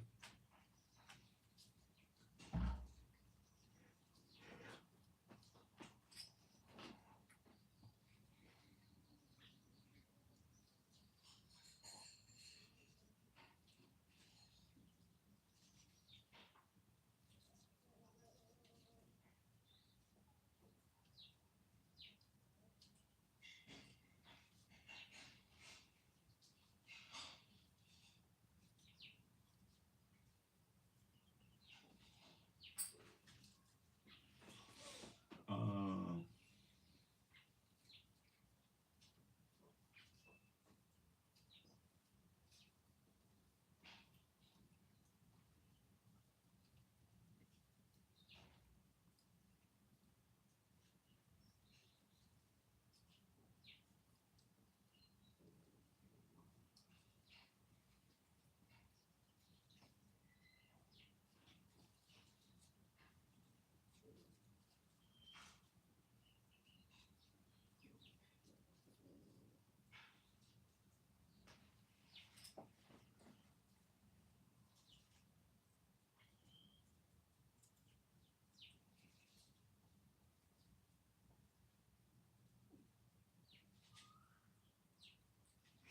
the rebels killed a guy that's a commander of the pro-Iranian militia.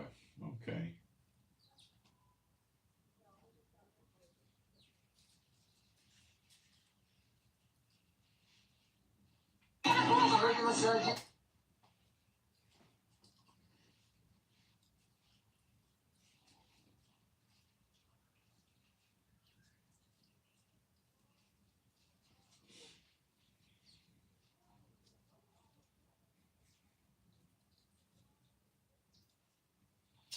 The rebels have been liberating prisoners from prisons, Assad's prisons, and they just opened the prison in Deir el-Zur and liberated the rebels. Many of these prisoners are joining the ranks of the rebels, of course.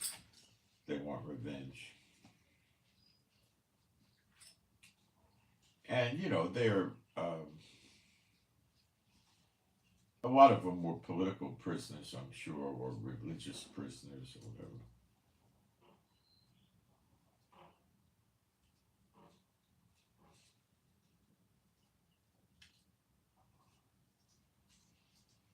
The IDF is digging trenches at the Golan Heights border. I just saw a picture. They're digging trenches up there. That stops vehicles of any sort, including tanks, from crossing. What else can I find here? Let's see.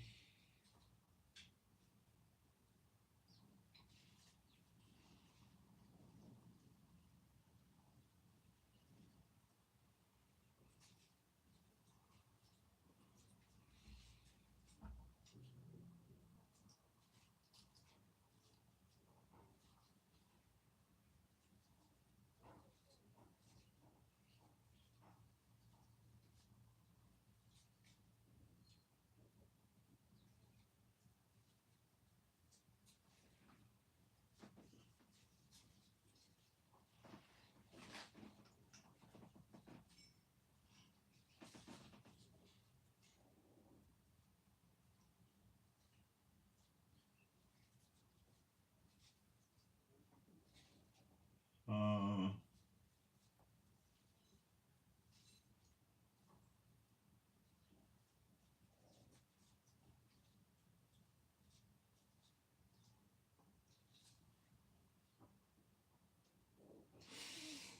Iran is directing some of their militia forces inside Syria to try to go to Latakia, probably to protect it, and as well as Damascus. Whether or not they will, I don't know. They probably will. The Iranian evacuations are coming off out of Latakia, the Russian base, Navy base. Interesting.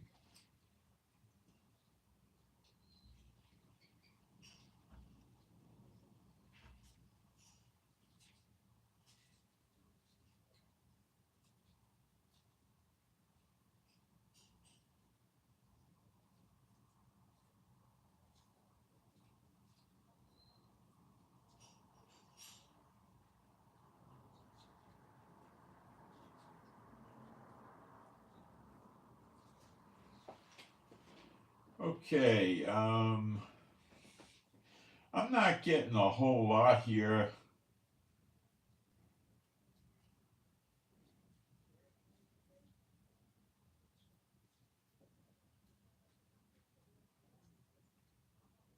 Ukraine and Russia are having at it pretty good right now. It's the same thing, you know. Ukraine wins this week, next week Russia wins. Yeah, it goes back and forth. They destroy each other. Um,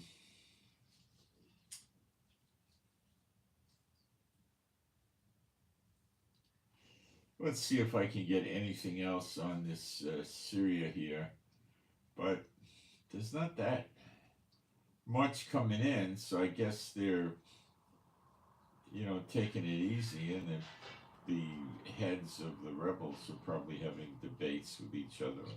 I don't think they're at each other's throats or anything. They're just trying to figure out their plans, what they're going to do. So let's see what we got in the chat.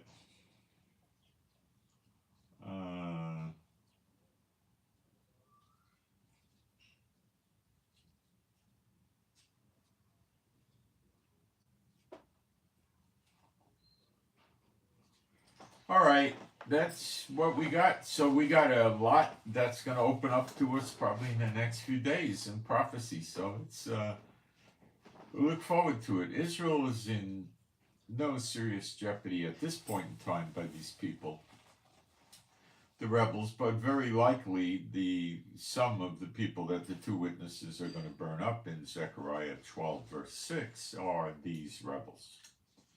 And Biden could likely be setting Israel up for this. What Trump will do, who knows? This could happen before Trump takes office too. We don't know yet, but we're going to learn a lot, I think, as we see what happens to Damascus, which is a very, very old city. Some think it might be, I don't know how old it is. It's pretty darn old, you know. There you have it. So please pray for the peace of Jerusalem. Pray for God to shed mercy on Israel finally. Please do that. And it seems to be working. Those prayers seem to be working. because now everything is going in Israel's favor. Hezbollah is not much of anything anymore. Gaza's a joke as an enemy. Syria is not an enemy of Israel anymore. There's no drones, missiles, or rockets coming into Israel. The Iranians are Kaputsky over there, as it appears. And the Iranian-backed militias don't seem to be able to do anything. And if they keep trying to become, thorns in the side of the rebels are going to play genocide on them. That's all that's going to happen. These rebels will do genocide, no problem. So will Assad. Turkey is staying more and more covert. We'll have to see what he does about this. We'll see what Israel does about a buffer zone in the Golan Heights, which officially I heard nothing about it.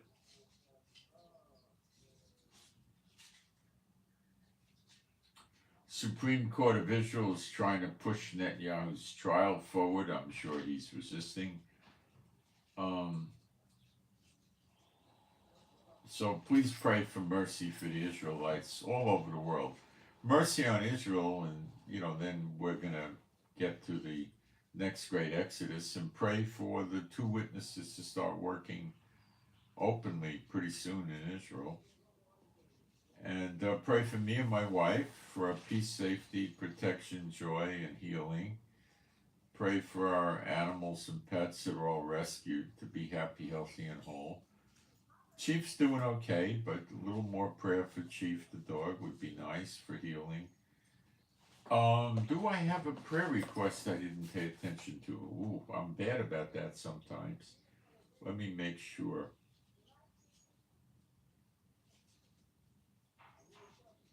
I don't think so. No, I don't. I got it all. And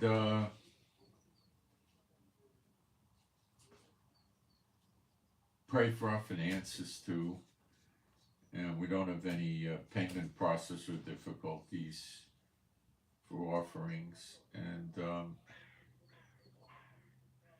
I send my Shabbat Shalom to all those who love Yeshua HaMashiach. And this really is a great marker in prophecy that'll give us, one way or the other, we're going to get a pretty good idea what's going on, So we'll keep you updated. And I'm out. Thanks.